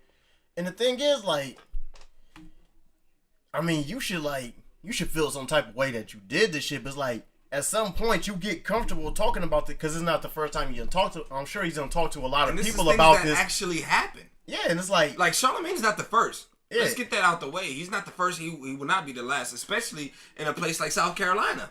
Yes, and you 40 years old. The shit happened over 15 years ago. Before the Me Too movement, and it's not like you shouldn't be like cowering in a corner, like talking about this shit. You should be like, I mean, I don't care if y'all feel like some type of because he was comfortable saying it. Like, that's probably not the first time he said it, and that's not the first time he said it publicly. Like, he's probably been talking to, like, you know, people who he close with about the issue. He turned himself in, so he clearly doesn't have like an issue. Like, just no, we all made mistakes when we young and shit. Our mistakes gonna differ, but like, if you can't like admit to the mistakes that you've made in a comfortable manner after this much time has passed, it's like, I mean, just be a human being, like, whatever. Now, see, it's not whatever, but it's like, you should be able to, like, own up to this shit. Like, I know what you're saying. I agree with that 100%.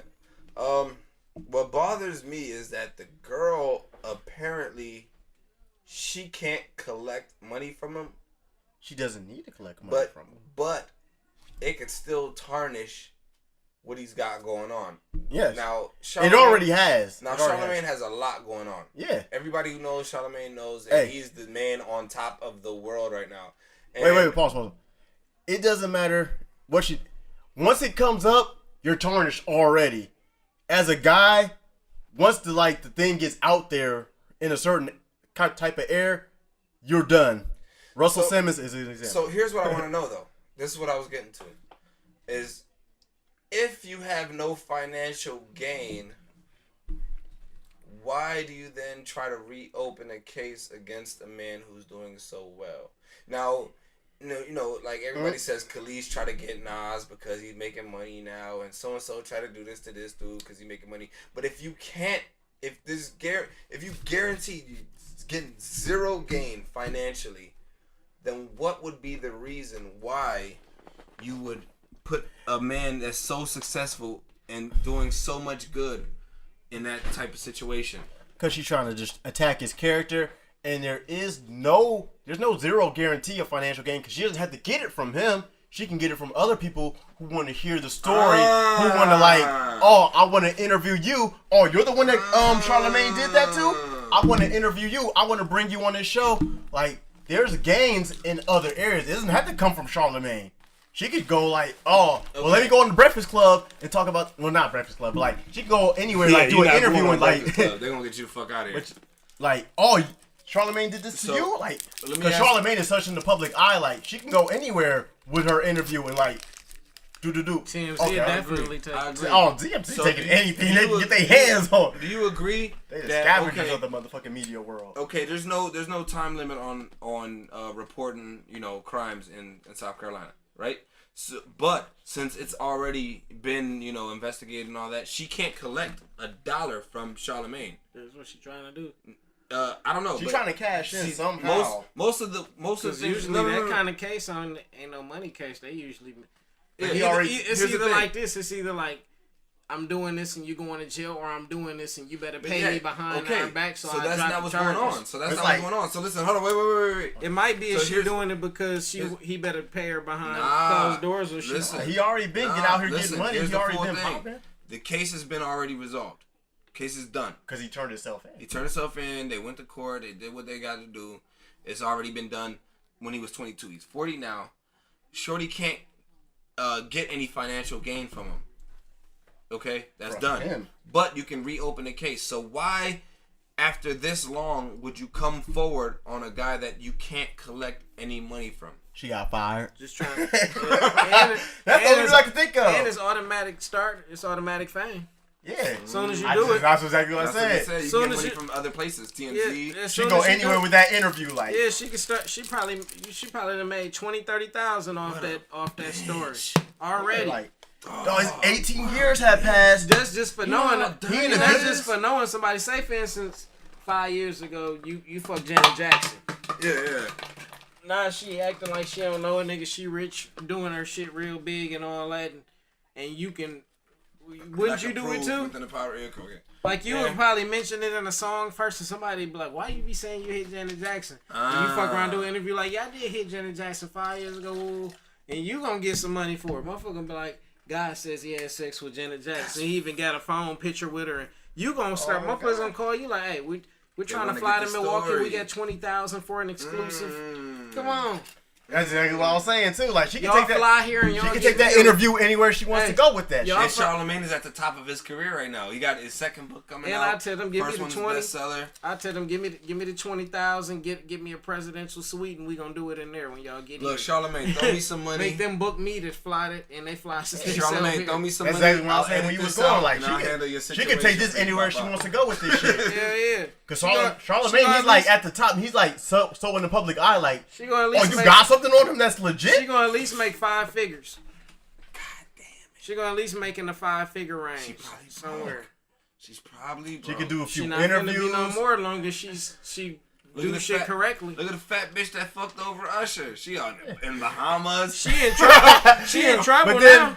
Bitch in a floaty and shit. Depending on where she go with it though, somebody is gonna come at her with like, why did you wait this long? After he already turned his. It doesn't like he didn't do it and get away with it. Let me stop you there. Stop me. Why'd you wait this long? What's crazy? She didn't even want to cooperate when they first was going to court. See? Now you want to cooperate? Oh, now 40 years later, bitch. And this is different from like the Bill Cosby accusers, like something really did happen to them, and they just waited a long time. Like it happened. He turned himself in right away. You knew about it. Because he couldn't have turned himself in without you knowing about it. And now you're bringing this shit up. Why? Right. Why? Bitches ain't shit. He didn't get away with shit. Look, this is not the PC podcast. This isn't like some nigga that sexually assaulted you. Bitches ain't shit but hoes and tricks. Shit. Hey, did y'all see the girl that Tupac caught the case with? She recently, not recently, but in the last like 9 months or maybe a year. It's probably newer than that. She did an interview with Vlad TV. Nope. With she basically, Vlad? she basically that scumbag. Right. Trash. She could have took that anywhere. She told her story, and she was like, she only doing it now because after that movie came out, and it's just like still defamation of character going on. But the way she did it, you can tell she ain't all the way there in the head, and you can. It sound like a lot of me. All the way there. It sound like a lot of me. Like honestly, like Tupac. I mean, Tupac is my Tupac. favorite rapper that ever lived, and my role model and all that. But if he did some shit, oh well, I'ma still fuck with him. That's how I feel. Yeah. But he it honestly seems like she was lying. Like she just did too much. Cause Tupac's character, she talking about females like to be pretty. Oh, yeah. She talking about they finna have sex and he grabbed her hair. She grabbed her own hair and wrapped it in her hands to demonstrate. And I'm like, damn, females do that on camera. You finna wrap your done hair up like this and then let it go. Now it's wild and you ain't even try to pull a mirror out and get cute like a regular female or nothing. Like she was just. Hey, hold up, bitches don't even got real hair. Then like, she confusing no real hair. Then she confusing how many people was in the room. She talking about Tupac, Nigel, Haitian Jack, and somebody else. And then she was like, wait, I think Nigel is Haitian Jack. And he was like, yeah, he is. See? On the interview and shit. So I'm like, yeah, that shit. Lying. Yeah. And that's not even like in that nigga character. Sounds like a bunch of bullshit. You should check it out, though. Her name people to one person that's the same person. Her name Ayanna Jackson or some shit like that. It's on Vlad TV though. Y'all should check it out. I'm gonna check that shit out. I sat there and watched it because I wanted to hear her side. Cause I don't believe Tupac did that. I'm just saying, as far as like, I don't seem like that's in his character. Cause he really respect like the way he said. Y'all don't confuse his raps with like how he actually live. He really respectful to the women and shit. And then also the way he said it versus the way she said it. It kind of give me the feel that if he is in the wrong, this is how far he went with it. He was in there with her. He was probably knocking her down, and some niggas came in, and she was like, no. And he was like, come on, ooh, let him do it. And they started touching her, and she started letting him, and he left up out there, motherfucker, and let him jay her. But I could see him doing that, and her being bitter, because it's like, now you done fuck me and all my niggas. I don't, you just a rat now. Like, exactly. I'm a superstar. And that happens every day. So it could be that kind of situation. I could see that being the worst case scenario. He convinced her to do it. She probably didn't want to at first, but then he's like, come on, I'm Tupac. She's like, okay. Swagged out the draws. Then they start hitting, and he got up and left. And that shit happens every day. Damn. Hey. Assassinate my nigga character. This ain't victim blaming at all or nothing like that. Fuck the victim. Hey, stupid dog. Hey, I ain't part of that. I don't get paid for this podcast, so I'm gonna talk my shit. Hey, don't fuck with rappers. It's always gonna be some gangbang type of situation. Cause they gonna have all the homies trying to smash. Don't do that. Don't put yourself in that situation. Everybody on the tour bus gonna try to smash. Don't do that. So other than that, my boy Charlamagne, man, we got Andrew Schultz. He got the 551 album that came out to go the follow up to the 441. Oh yeah, 441 now? No, that was the the shit that he did on YouTube. And now he's got the 551 album. It's on Tidal. Was that a play on Jay-Z's 444? Absolutely. Okay. Absolutely. That makes sense. So he's doing his fucking thing, man. Andrew Schultz is Charlamagne's partner on the Brilliant Idiots podcast. He's also a comedian, and he's been on plenty shows on MTV, The Barcode, and shit. He's an actor too. I saw him on Code and shit. Some show on Amazon Prime Video. Yeah, I just can't think of what it's called. Sneaky Pete. Yeah, that's the one I saw him on. I don't know. Yeah, he's great, man. He's great. He was in a movie with Blake Griffin. Woman. Blake Griffin was in the movie? Yeah. What was this? Something about the women's mind or some shit. I don't know. Anyways, I gotta check that out. Anyways, so Andrew Schultz is a fucking genius, dude. He does well on Brilliant Idiots, and his stand-up comedy is funny. This is a comedy album, so make sure y'all check it out. It was #1 on Tidal. It's 551. Make sure y'all check it out, and it's also on YouTube if you want to watch the skits live. He been dropping them skits. Each skit is like a track. You know what I'm saying? What's the channel? Where they check it out at? What's the channel? Just look up Andrew Schultz, and it's gonna pop up. Each skit is like a track on the album and shit, but each skit is also on YouTube. Other than that, let me get into the albums first. Wiz Khalifa, Rolling Papers 2. Boom. What do y'all? I ain't even checked it out.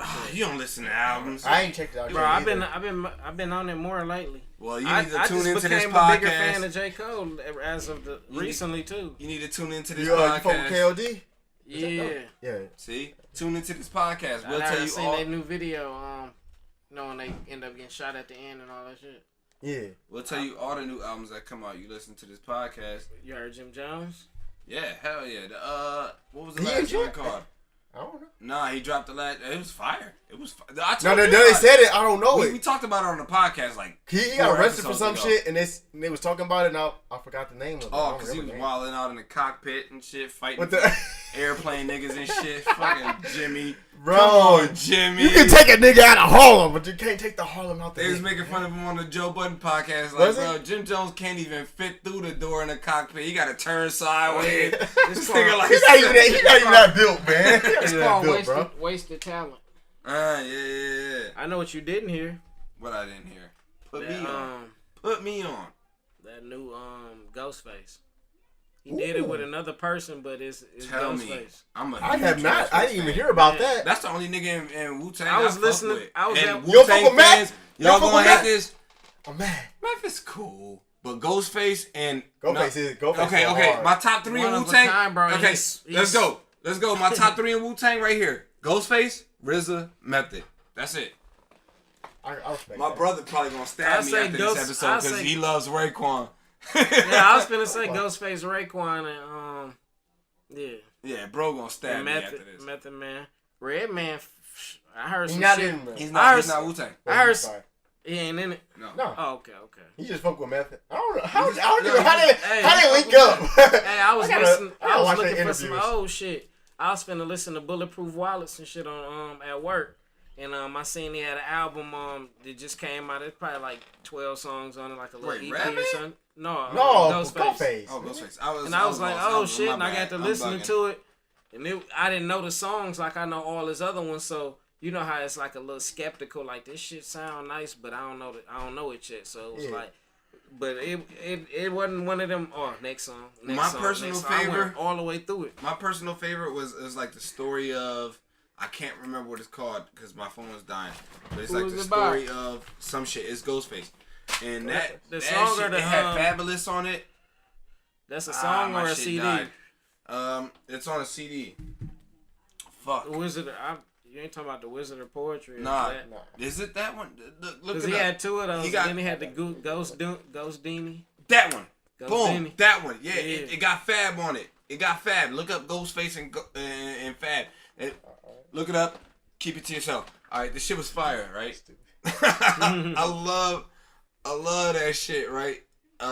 Ghostface. That's one of the shit that put him at the top for me. For one, I love his voice. All right. Now, Trials of Life. Nah. So, Eminem. I watched a doc with Eminem, and one of the things he said was make your voice its own character. Right. You know what I'm saying? That's what makes it stand out from everybody else. Right. You know, Eminem's voice is incredible. Busta Rhymes' voice is incredible. DMX's voice is incredible. When you hear these guys who paved the way, their voices is what stood out. Once you hear them on a song, yo, you know who it was. Okay, X, he about to go. You didn't even hear his verse. You just know, oh shit, it's time. I heard that this how I got turned on to New York music. Ghost Dini or something. I was in like that. I was in like the 8th grade or some shit, maybe the 9th. I think I was in the 8th grade though. It was either 2000 or 2001, and that Prodigy HNIC it just came out. And I heard, I had already heard him on Quiet Storm, so I was like, I knew that verse. Like that was my only New York verse I knew up until that point.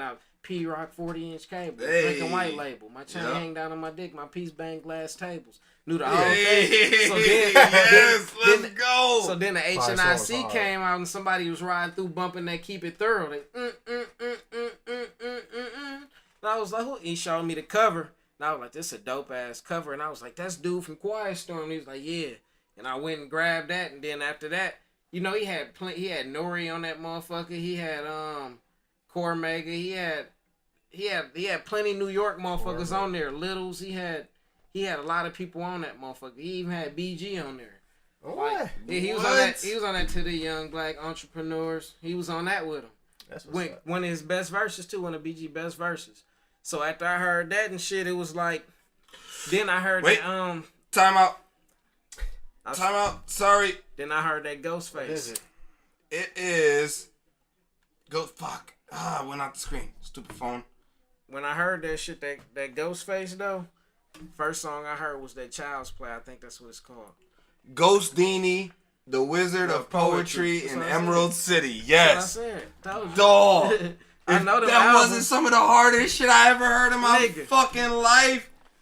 No, he got a version. He did Cruising Over, but it ain't on the one that's on Apple and shit. You can only hear it on YouTube. You heard that whole shit? Yeah. You heard that whole shit?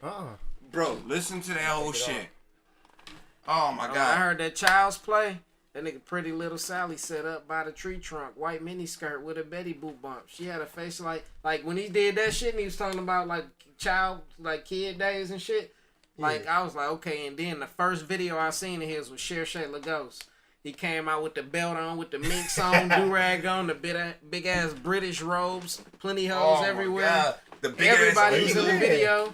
I'm like this nigga nice right here, and I kind of had his flow. People used to tell me like you rap like a black Eminem when I was younger, and then I heard him, and it was like my style kind of like his too, cause it's rapid. Yeah. So it was like Maltese. So it was like and I started listening to him, and it was, once I got that Supreme Clientele, played that shit for like a year. That and H&I. That and H&I. Ghostface at his best. Bro, I had H&I. Supreme Clientele, that's the one he had the Wallabies, right? He had the Wallabies on. Nigga, I own the Wallabies. No, I don't think not on that. Hey, Ghostface fuck with the Wallabies heavy, on that man. one, he only had the blue. I think it was like a blue mink and a do-rag, some glasses on the front. Nah, but I'm saying that's when he promoted the Wallabies. I think he been promoting the Wallabies ever since though. Wallabies, bro. On there and on Bulletproof Wallets. My big brother taught me those were the coolest shoes to get, and I heard Killer, I heard Ghostface Killer. I said I gotta have a pair of this shit. I feel like that one girl should have blew more. The one that did the hook for she was on Ghost Showers and she was on Cher Lagos. That wasn't the chick from Check. Her name Madam Majestic. I seen some shit by her, some other shit by her though. Recently, like I had been looking for other material on her. I just seen some shit like, okay, she's still dope, but she should have had more of them features because she was killing his shit for him. Sometimes some features be fire. Like for instance, Fergie, she wasn't supposed to be a premiere act. She's supposed to be just a feature on one of Black Eyed Peas songs. Bro, she in the game. She never left. Facts. She's like, I'm here to stay. Y'all want me as feature? All right, I'm part of the gang now. But that was actually good for them though. That was actually a good pickup for them. Oh yeah, that was. Yeah. So she kept them alive when they was down. Like you still knew who Fergie was of Black Eyed Peas. So it was like Fergie and the black guy. You didn't even know his name at Black first. Will I Am. Black Thought is a fucking Will I Am stay on the pop charts. He stay producing and he stay writing something. So he always gonna be relevant even behind the scenes too. With him, Fergie, you don't even know the other guys. Fergie is a there was another guy in Black Eyed Peas. There's two. There's two other guys. Hey, who the light-skinned Indian looking nigga? I just know Black Thought and Will. I know Black Thought and Will I Am. Them the only two Black I know. Thought? He's in Black Eyed Peas? Thought is not in Black Eyed Peas. He's the Roots, nigga. Oh yeah, I'm talking about. I'm mixing them together and shit now. I'm mixing them together. I had to think about it. Like, what is he talking about? Facts. I'm mixing them together. But I only know Will I Am and Fergie. Yeah, exactly. There's another person in Black Eyed Peas. No, there's two other people. There's one. What you know about that one dude? Hey, fourth motherfucker. You don't count fourth motherfucker. Google it. I don't want to. What you know about? There's another black guy. What you know about them songs when they bring Sergio Mendes in? Sergio. To what? He on the piano and stuff. Who the fuck is Sergio? He an old Hispanic dude. He come in. That's the nigga I know. That's the third nigga that I know. You ever seen B? No, he not. You ever seen Be Cool? No. With The Rock and Andre 3000. No. Yeah. Remember they was dancing to that song and the Black Eyed Peas was performing? No, I didn't see it. Bro, that was a dope song. It's called Sexy. That shit is dope. It's about Black Eyed Peas. I gotta check that shit out. Yeah, I know them songs. This nigga, he don't even know. It's crazy. Everybody always thinks it's them two. They don't even know there are other people. They just unnamed. Wiz Khalifa, Rolling Papers. I haven't heard it all, so I can't give a full review. I heard a couple of songs, and to me, the BPMs are too slow. Wiz Khalifa just chilling way too much. He need to get in his bag because Wiz Khalifa is capable of making hits I know Wiz Khalifa from shit like Black and You better Yellow. make another I Roll Up. Fuck is he doing? I Roll Up, you know what I'm saying? Like, I Roll Up, that's still my shit, low Wiz, yeah, Wiz makes hits. When you make songs that motherfuckers can hear 5 to 10 years later, like, oh, that's my shit. Like, you really a part of this music culture now. You done stuck in somebody's head or exactly. You know what I'm saying? And Black and Yellow took over the world. Black and Yellow, Black and Yellow. Like, bro, you could. It's a good thing Black and Yellow rhymes with Black and Yellow because he had shit on that chorus. Facts. But yeah, so that was fire, Rolling Papers 2, I haven't had a chance to really hear it. Childish Gambino, he got that summer pack out. It's 2 songs. What do you feel about these short EP type deals? Like, I don't call 2 songs a motherfucking EP. I might. Hey, that goes for you too, Drake, with the God's Plan or whatever else you drop. It's smart as far as being an artist and marketing it because, like, your shit just gonna get bootlegged and sold different ways to where you ain't getting no money nowadays anyway. So it's like, but who's really bootlegging? I'm he sure getting we all everybody. Think about it. He put 2 songs. Look, he put I have title. You put 2 songs up. Everybody don't got a title. You put 2 songs up, just get paid off the streams. It's gonna be plenty streams because it's only the 2 songs. A few people gonna end up stealing it and getting it somewhere to where people can get it for free, like YouTube. That would mean the songs have to be incredible. I haven't heard nothing about the songs. It doesn't matter. Kiki, do you love me? And he had that by itself. If Drake, that would be a different story. But Childish Gambino, how much material does he put out? Cause Childish, he busy as a motherfucker. He always doing some shit. He got shows. And, what did y'all feel about like type This of shit? America? It's 2 albums. What did y'all feel about the Chris Brown double album, and what did y'all feel about Chris 2? Brown? It came the out Chris like Brown 6 that full moon with Privacy. Yeah. The quadruple album. Yeah. So how did Bro, you that feel had about so many damn songs on it. Let's go from that to Drake double album. Okay. But first, let's start with Chris Brown. Okay. I can honestly say, like, I like that shit was like 3 hours of music. I like what I heard, but I never heard it all. I'm about to go crazy. I didn't because it was like too much. Because like when I listen to an crazy. album, I like to like get in the groove. I like to like sit down and like get the real feel for it. So I like to sit down and listen to the whole thing. But like Facts. I can't listen down and listen to Don't 45 songs and shit. Like bro, nobody get that I got much shit time. to do today. I can't listen to your whole album right now. I could say the first CD banging. I got up to like 9 or 10 on the first CD. I ain't hear the second part. On the Drake, I heard I probably only didn't hear about 3 to 5 songs on the whole CD still. But I've been surfing and I haven't listened to the new Drake yet. So Chris Brown. I have heard all of both of them. All right. You got some time in your hands. Let me start here. All right. I'm a forklift trucker. I throw my headphones in. I zone out. All right. Somebody over. Oh God. Absolutely. I hope my boss doesn't watch this shit because I'm absolutely getting fired. But check it out. I listen to Chris Brown. It is so long you can't pick out a favorite song because the songs blend in together and then they start sounding the same. This song got the same bop as this song. Right, you ain't even know the song changed yet. It's just this with different words. It's just not something that you can really pick out something, and that's why he never had a single follow up. And that's what think about it. After you he did like that's what I feared he with got a that nice amount album. off of there. Yeah, but think about it. You drop all that and you don't have a single to follow up. After his album dropped, he didn't have a single. He had that water shit that him and because he had already dropped 2. Splash. Like I don't know what it's called because I'm kind of faded. But look, all right, so boom, right after that, he didn't have a single drop because there's no singles on the fucking album. You got 45 songs, and then not only do you have too many songs, but you repackaged it and put 10 extra songs on there. Hey. No, it's too much. No, I'm not saying. Now, do we think because Chris songs. Brown, and then 2 hours and 39 minutes. Exactly. Because Chris Brown has been in the game for who has 2 hours to spare? Chris Brown been in the game for a long time.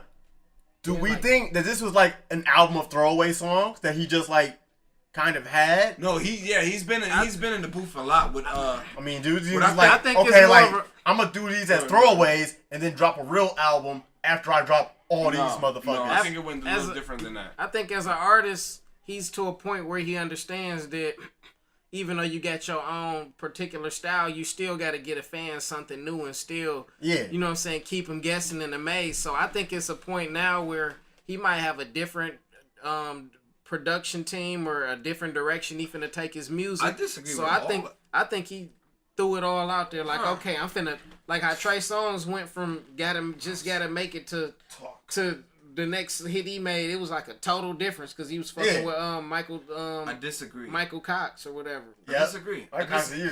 I disagree with all that. I disagree with all that. Do you? I think it's gonna be a change in his music totally after this out. After that, I think he went into the lab and recorded so many songs high as fuck. Let's keep it real. He recorded so many songs high as fuck. You know how you sitting there with mad songs for your mixtape, for instance. You have so many songs, you don't know what to pick. He probably got 50 songs. He said, "Fuck it, I'm gonna pick 48." You know, fuck it. I'm gonna put all these bitches on here. And at the climate that we're living in, streaming means way more than anything. And I bet he got more already. Yeah, nobody cares about an album. Nobody cares about a full length album anymore. No, they don't. We're in an age of singles. What if he does? What if as the year progresses, songs from that album start still hitting the radio and becoming hits, and it just end up lasting a year? About one. He could then go on tour off that one album though. Yeah. He pretty much can. He can. He don't even need a follow-up album. Like, okay, I had a good album. Now here go the next one. But I'm booking a tour. He can. I got 45 songs. It's not Listen gonna to happen. half that shit and start booking. It's not gonna happen. I'm coming around. It's not gonna happen. I'm gonna tell you why. Because as an artist, once you put something out, even though you just put it out, you recorded that probably 5 months ago, a year ago. So you feel like it's dated in your mind.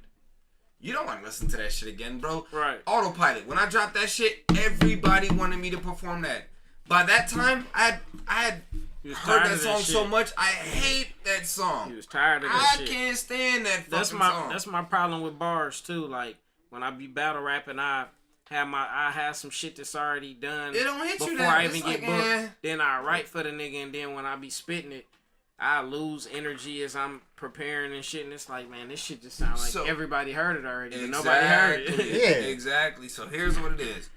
He's so high. He made so many songs. He couldn't decide which songs to take out. He threw in all the songs. Probably took out like 5, because fuck it. We're in a streaming age. You can't fit 45 songs on a CD, but hey, you can fit 45 songs on Tidal. So he puts the shit out. Everybody listens to this shit. They listen to it straight through. Nobody has to love it, but the fact that his core fans listen to all the songs straight through, that's 2 hours and 40 minutes of plays from each fucking person. So you still getting the bag regardless, and he's gonna buy more dope. Man, hey, that's a fact. He not that doped out, man. Tell me online. He not doped out as Bobby Brown. Not yet. And the last point I want to get into is, did you see that Will Smith interview? Yes, I did see that shit. I need to check it out. That's who was it with? Rap Radar. Rap Radar. It was with B. Dot and Eric Wilson. Best interview this fucking year. Sorry, Breakfast Club. Best interview this year. Y'all got like the candid Will Smith. Y'all got like the Will Smith y'all don't usually get. Cause he not usually. I want to be Will Smith. Cause like he been famous for so long, but he not usually like doing interviews. He's not usually in the public eye like that. Like he usually just like he over here doing this movie. He doing this or that. Like, and he explained exactly why. He explained the reinvention. He explained how he's gonna, you know what I'm saying, with the transition from being a man of mystery to being a 1 minute clip nigga on Instagram. Bro, Will Smith is I am legend. That's a fucking fact. Will Smith is the man.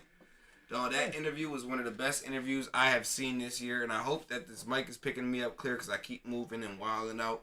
But that was the best interview. Am I lying? So far, it is, and it's watch it. Cause the thing about damn near like 90% of facility, y'all not authentic people, and Will Smith, he an authentic person and shit. And y'all and people know too much about him for him to not be authentic, but like he's still like he's still a humble dude. He's still like he a even regular admitted the motherfucker. fact that he wasn't always authentic. Yeah, he did.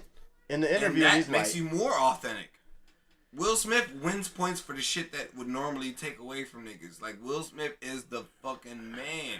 smacking that what's that reporter shit? Oh, he slapped the shit out of dude. Did you see that shit? That shit was funny though. Oh, Will Smith backhand the shit out of dude. He was like, That's he was like in I think he said he was Dude, in kiss- Europe he or tried he to was like kiss him, in he was Russia like- or something. He's like, Yeah, chill dude out. tried to kiss him and Chill shit. out. That's like the thing that they do over here. It wasn't like disrespectful or nothing. But He Will just Smith like, ain't trying to like, get kissed. He no, ain't bro, got bro, time. you ain't kiss him.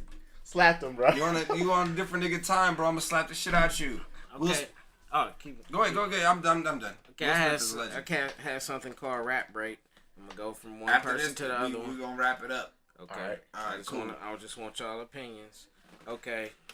On a scale of, we'll say, we'll do 1 to 10. Fuck Okay. it. We'll do 1 to 10. Let's do it. I'm gonna start off with Mike G. 1 to 10. What would you give him as far as a battle rapper? Think about it. 4. Okay. What would you give him? 4. I give him a 6. He Okay. come through with the performance. His bars they getting better since the first time I They're seen getting them, worse but they than not. That's Oh, you think so? That's I a think 5. That's a 5 average between y'all two. Okay, so as far as Coogee, 1 through 10. 8. I was gonna say 8 too, Okay. I'm gonna tell you why. cause he Do we good, have but to he explain? just. No, you don't have to, but Okay. you can if you want to. I feel like the way he sets his bars up, like he has a lot of haymakers, he has a lot of punches, but the way he sets the punches up is too basic. He'll be like, You don't even know. let me think. Let me see. Fuck, I can't think of it. It's so simple. He'd be like, think Will Smith in the movie. I'm going Hancock. Like, it's so he sets it up so easily, basic, Yeah, and that then little he'll easy- hit you with the crazy punch. I He'd got be a like- new thing for that with like battle rappers trying to make that easy to digest. That's baby food. Like when motherfuckers do that, that's baby food. Like you just want some easy to digest type shit for the Got fans. a double cup. They call it styrofoam. Like, you know where he's Like, going nigga, with it. It's like, I see it coming like a mile away. That shit baby food. Okay, so Yeah. Showstopper, 1 to 10. Showstopper, I would say a 7.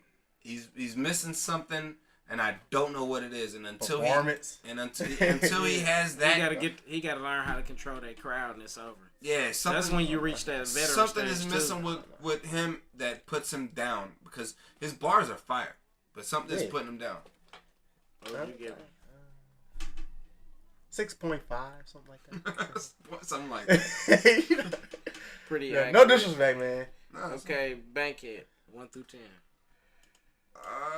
Give him about somewhere between a 7 and 8, because he has incredible performance. I would never take that away from him. He make you feel that shit. Like I told him, like, bro, the way you perform is like you one of your biggest fans, and you your own hype man, and it Pretty much, and it yeah. pay off for you too, because Yeah. you really got bars. Yeah, but he doesn't have the same hunger behind it that he used to have when he was battling on AOW. Yeah. When he wanted it more, you can tell. Now he's getting to a spot where he He feels a little more comfortable. He's more comfortable. He Back didn't then, he didn't put his sunglasses on. watch his old battles. Oh my God, the times were different. So I give him about a 7 or 8, and I feel like that's why. I give him a solid 8 because I feel like he got a little room for growth, but I feel like he in like the little top part of the mountain where like the snow is at and shit. Yeah. He just not at the all the way peak yet though. Right. Yeah, he definitely coming. I think he getting better and better. Oh yeah, he's And I definitely think the getting better and experience better. he getting with people that got experience when he battle helping him. So that's Absolutely. okay. Absolutely. Killer B, 1 through 10. I feel like Kill B's falling off. What? Go ahead. It's my man's. Go It's my ahead. man's. I Yeah. gotta keep it on. Everything. Let's keep it 100. I would say 5 right now, because Killer B is easily hit or miss for me. There's sometimes where he's spectacular, he's incredible, and there's sometimes where it's like, I contribute that to work ethic. Yeah. I Though. literally rather hear anybody else. Yeah, battle everybody this have a bad fight. person. but yeah. No, it's just the consistency of bad fights. It's just that I don't feel like Killer B really has the motivation, and I'm hoping that New Jersey twerk brings this out of him. But I'm feeling like he doesn't have. I feel like he's already been pronounced the king of the city. Sometimes it'd be life situations too. Cause I remember when I back when I battled Adi Boom and stuff like that. Like I lost that battle and then a few others around that time. It was too close and shit. And it was basically cause it was like, okay, I wrote these bars, practice them, or go get this money. Like, and it was like, fuck, I'm going to get this money. And then it'd come down to a week and a half, and I'm like, damn, I got a round and a half wrote. Yeah, I need to finish this up. But see, third round finna be short. The thing is, we can never know a man's situation. I can only hope that his situation isn't as bad to where he can't write rhymes. But from what I see, I just hope that he finds that motivation, that hunger again, that hunger. Because like I said, I loved his performance on first round against Mike G. Second round, bars was incredible. But I feel like Killer B is so much more than everybody in the city. Yeah. Like how much more? I hold him to a higher standard. So I mean, I do. With holding him to a higher standard, Milwaukee. With me holding him to a higher standard and him not living up to it lately, that brings him down to a 5. What would you give him? I give him a solid 8 because I feel like Killer B, he is who he is. Like, we're not gonna get I'm not saying this like in a disrespectful way, but we're not gonna get too much more from him. Like as far as him changing up his style, evolving as a battle rapper, because he kind of he got freestyles, he got bars. You know, when he wants to, he can perform the shit out some shit. Like he kind of in his final form, but he just needs to put it all together every time you go there. So it's a solid 8 because you damn near where you want to be and you got all the parts, but all the pieces don't always come together in every battle. When they do, you see it and it's that's the Killer B you want every time, but you just don't get that Killer B every time. Killer B versus Brick. Yeah, if he ready, he ready. Go. All right, GE 1 through 10. What you give him? I'll give him a 7. Cause GE he done did so much making it to Smack and in the city he has a legacy that's solidified. Yeah. And I think he kind of lives off of that. He doesn't try anymore. The motivation out there is the effort not there at all. He'll do okay. His okay is about up to par with the average artist in the city, but not at top tier levels is ass at top tier levels, but on local levels it's all right on local levels, but what you said you give him? I'll give him a 4. Reason why? I feel like he's under Killer. Let's just state that right away because Killer been consistent, Killer been cooking, Killer been battling, and if I give Killer a 5, there's no way I can give GE any more than that. So it would have to either be a 4 or a 4.5. With GE disappointed me too. I was just asking the questions, but for this one I'm gonna jump in a little. He the battle with Mike G. Me as a rapper, me personally, I know that if I battle Mike G, I'm a win clearly, no debating, not playing with him.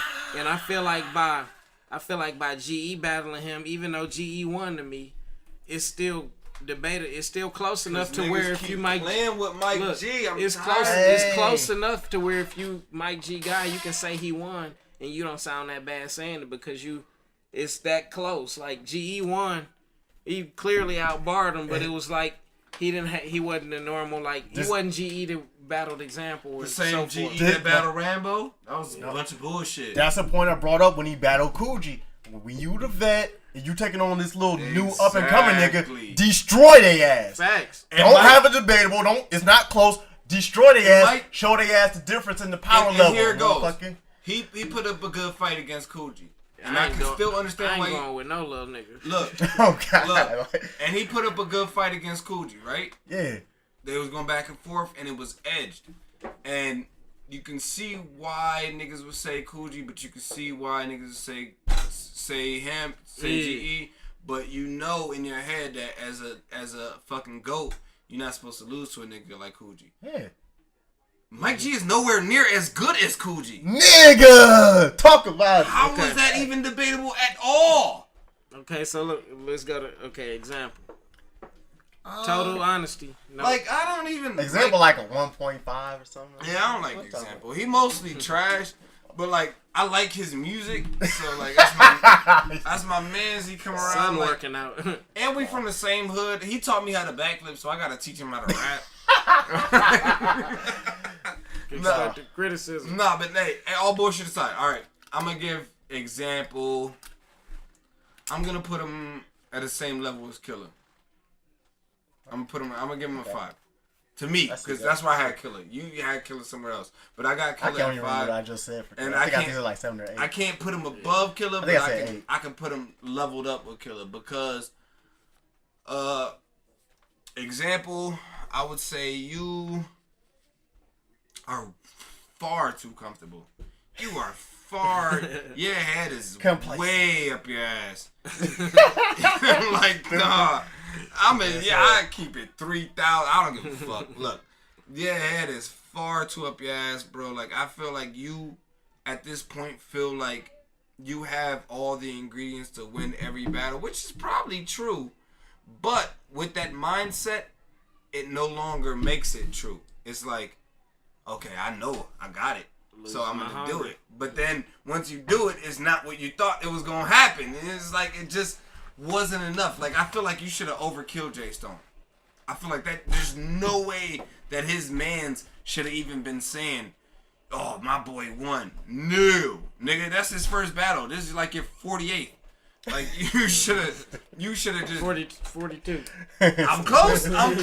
Is it really? 42? Look at it. I feel like he should have just dog walked him to the point where it was like, yo, his man was like consoling his wounds afterwards. Like, Papa, he took you out, but he made it close. And that could have been a time limit thing, because Jay Stone did 14 minutes? Jay Stone It's a good thing we talked about that on this episode, too. I thought it was going to be like 5-6 minutes. That man But he wrote poems for me. But at the same time, I wasn't sensing any sense of urgency from him. I wasn't sensing any need to kill. I wasn't sensing. You're not gonna sense that every time though. You sense that with like a motherfucker like that you think's gonna kill you and shit. You were in a battle.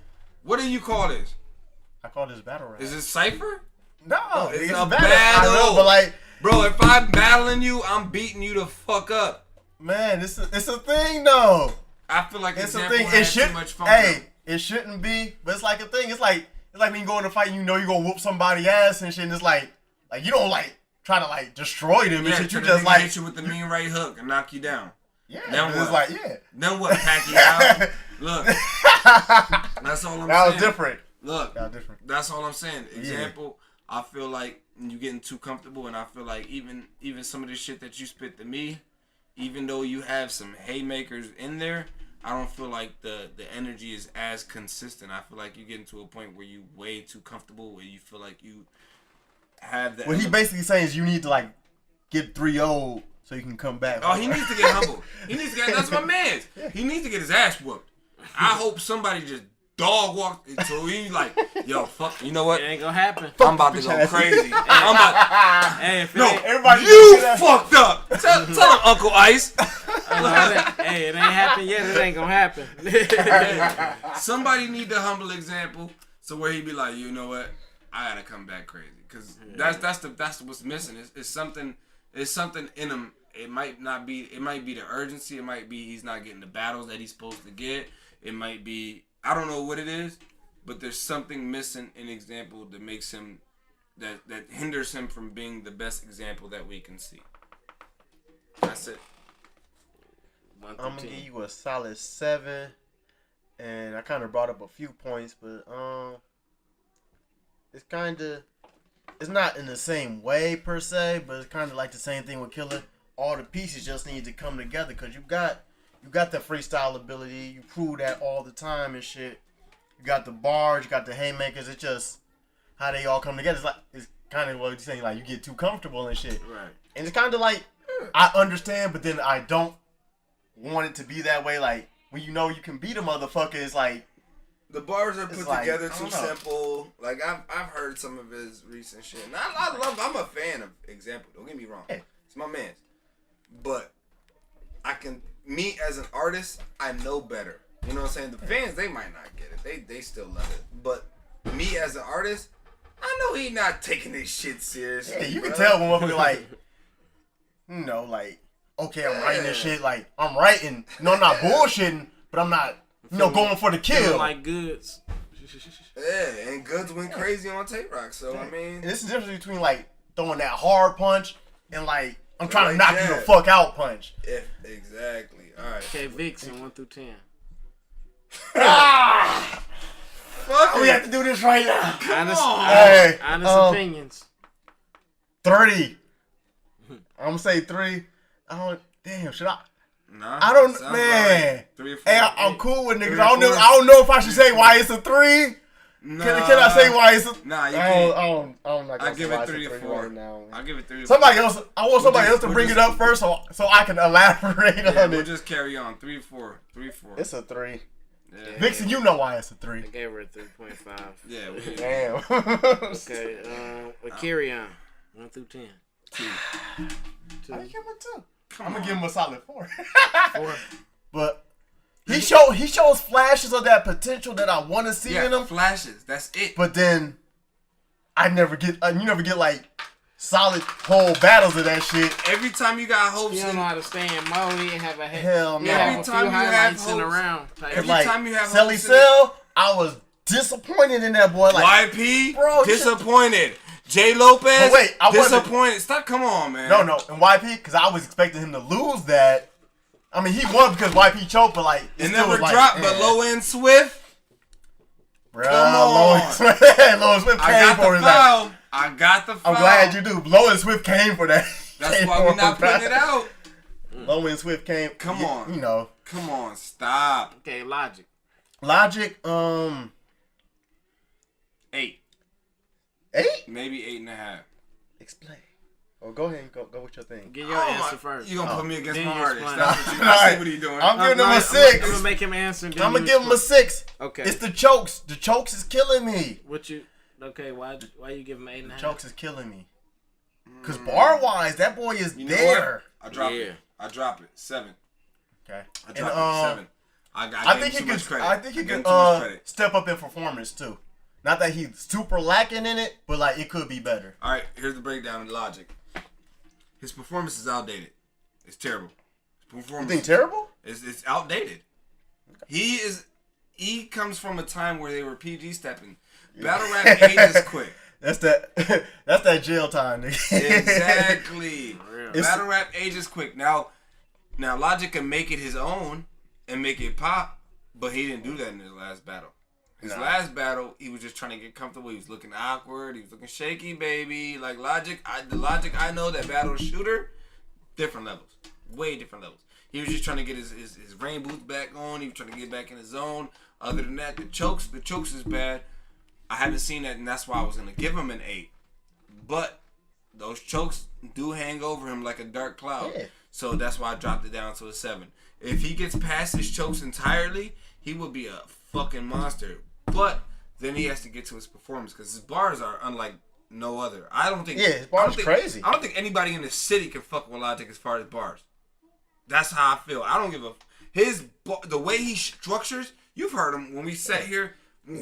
When we not in a battle ring, you know what I'm saying? Because when you're battle, you listen to him. But to sit here and listen to the way that Logic puts together his bars, nobody does that shit like Logic. Yeah. But he's hindering himself. He's beating himself up. He doesn't write. He remembers his shit in his head. So now he's clustered when he gets to the battle. You know, if you write it, you remember it. You write something down 1,000,000 times. I will not spit on the wall. I will not spit on the wall. You remember that shit. You know what I'm saying? He's not remembering his shit like he's supposed to remember his shit. So that's throwing it off. He's choking. His performance is outdated. So he needs to fix that. So yeah, I'll give him a 7. I think he needs performance and bar memorization. He'll be up to a solid 9. He could definitely be one of the best in the city. If he works on it. I'm not just saying that from being his manager.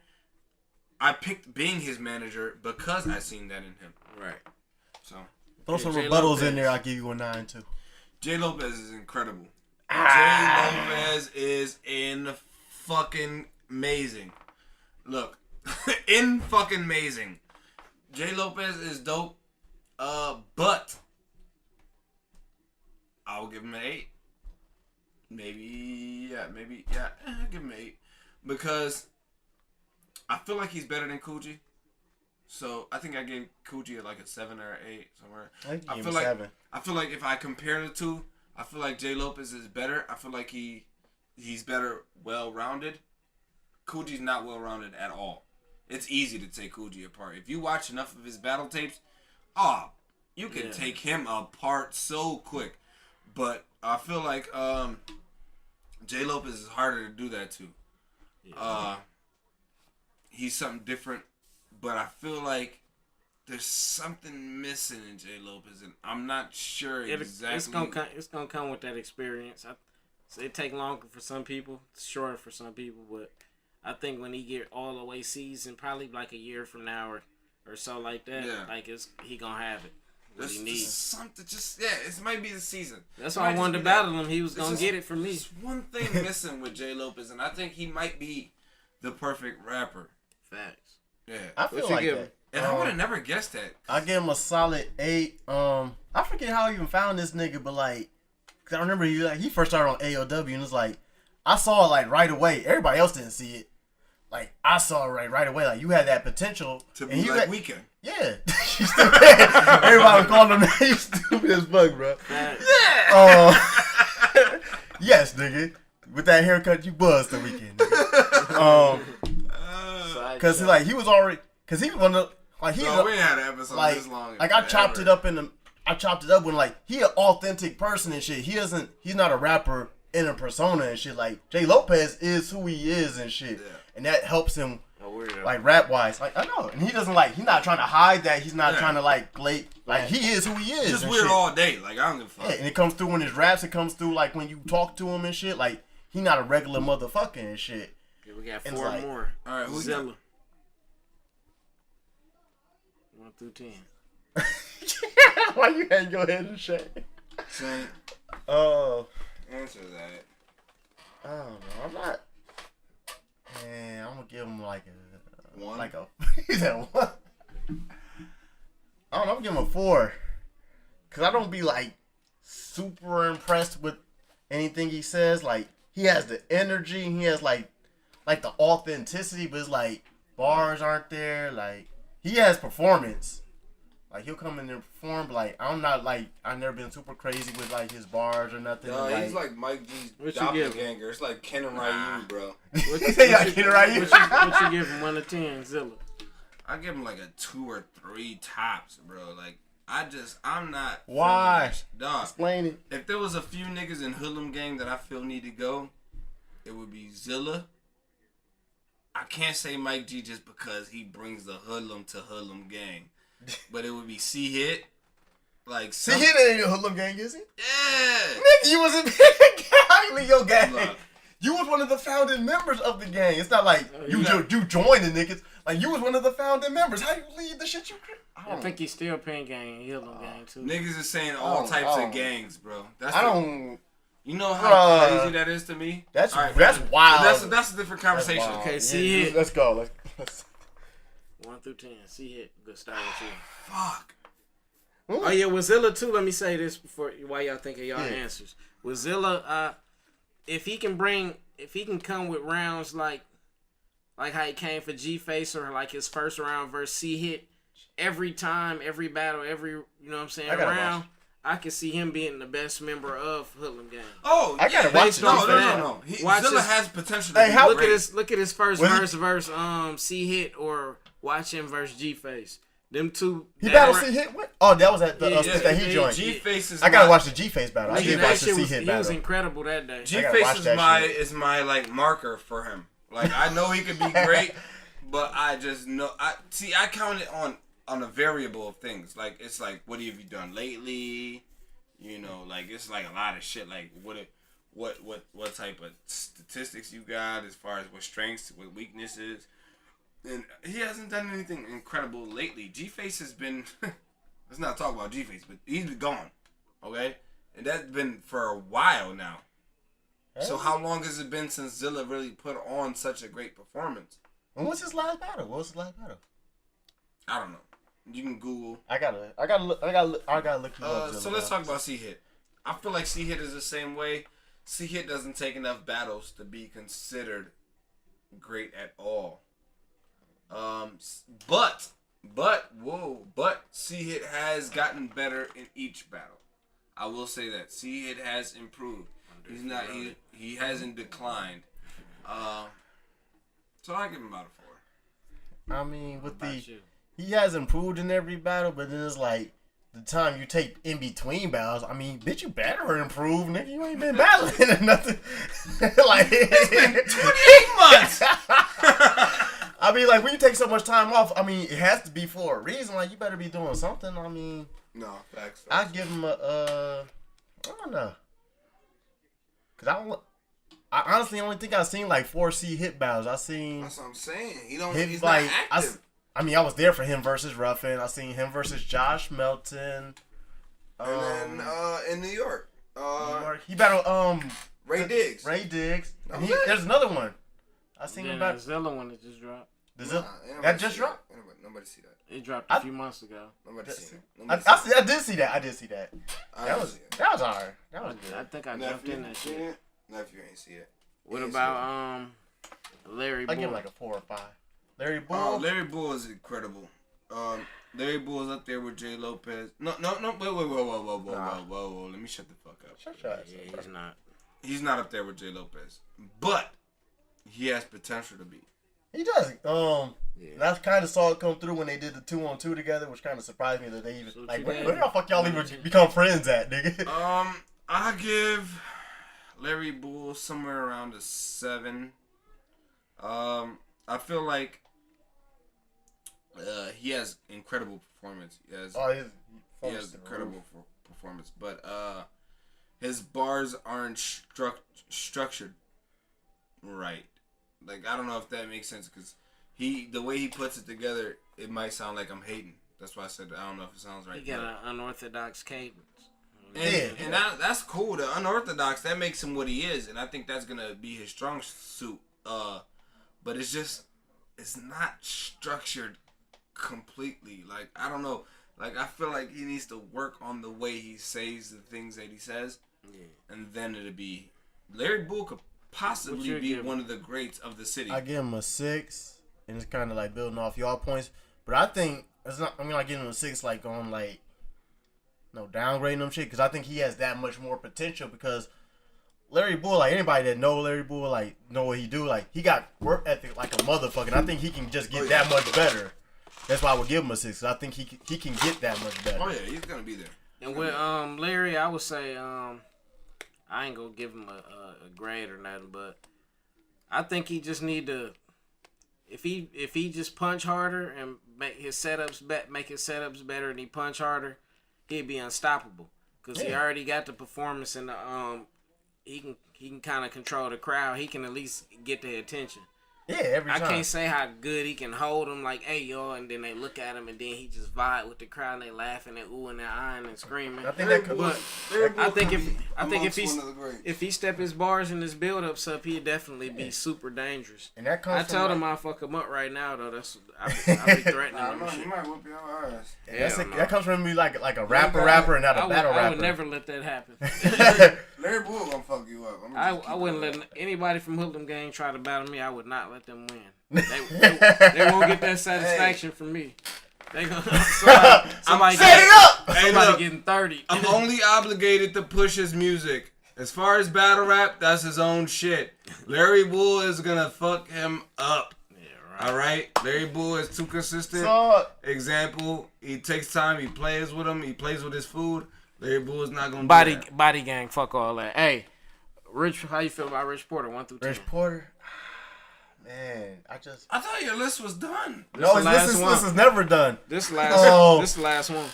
In my opinion, just went down a little when you battled Spence. That's the most recent thing in my mind. Like I think he did good, but it was a misunderstanding on the time.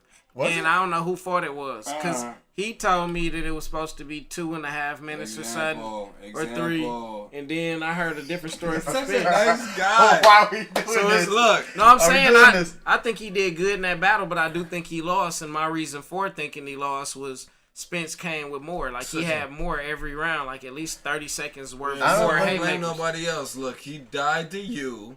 Okay? He ain't die. You fucked him up for everybody else. It's like fucking a bitch loose, right? Like the pussy is loose and nobody else wants to hit it. So after Porter goes to everybody else, it's not the same. Man, the same. I think he got better after me.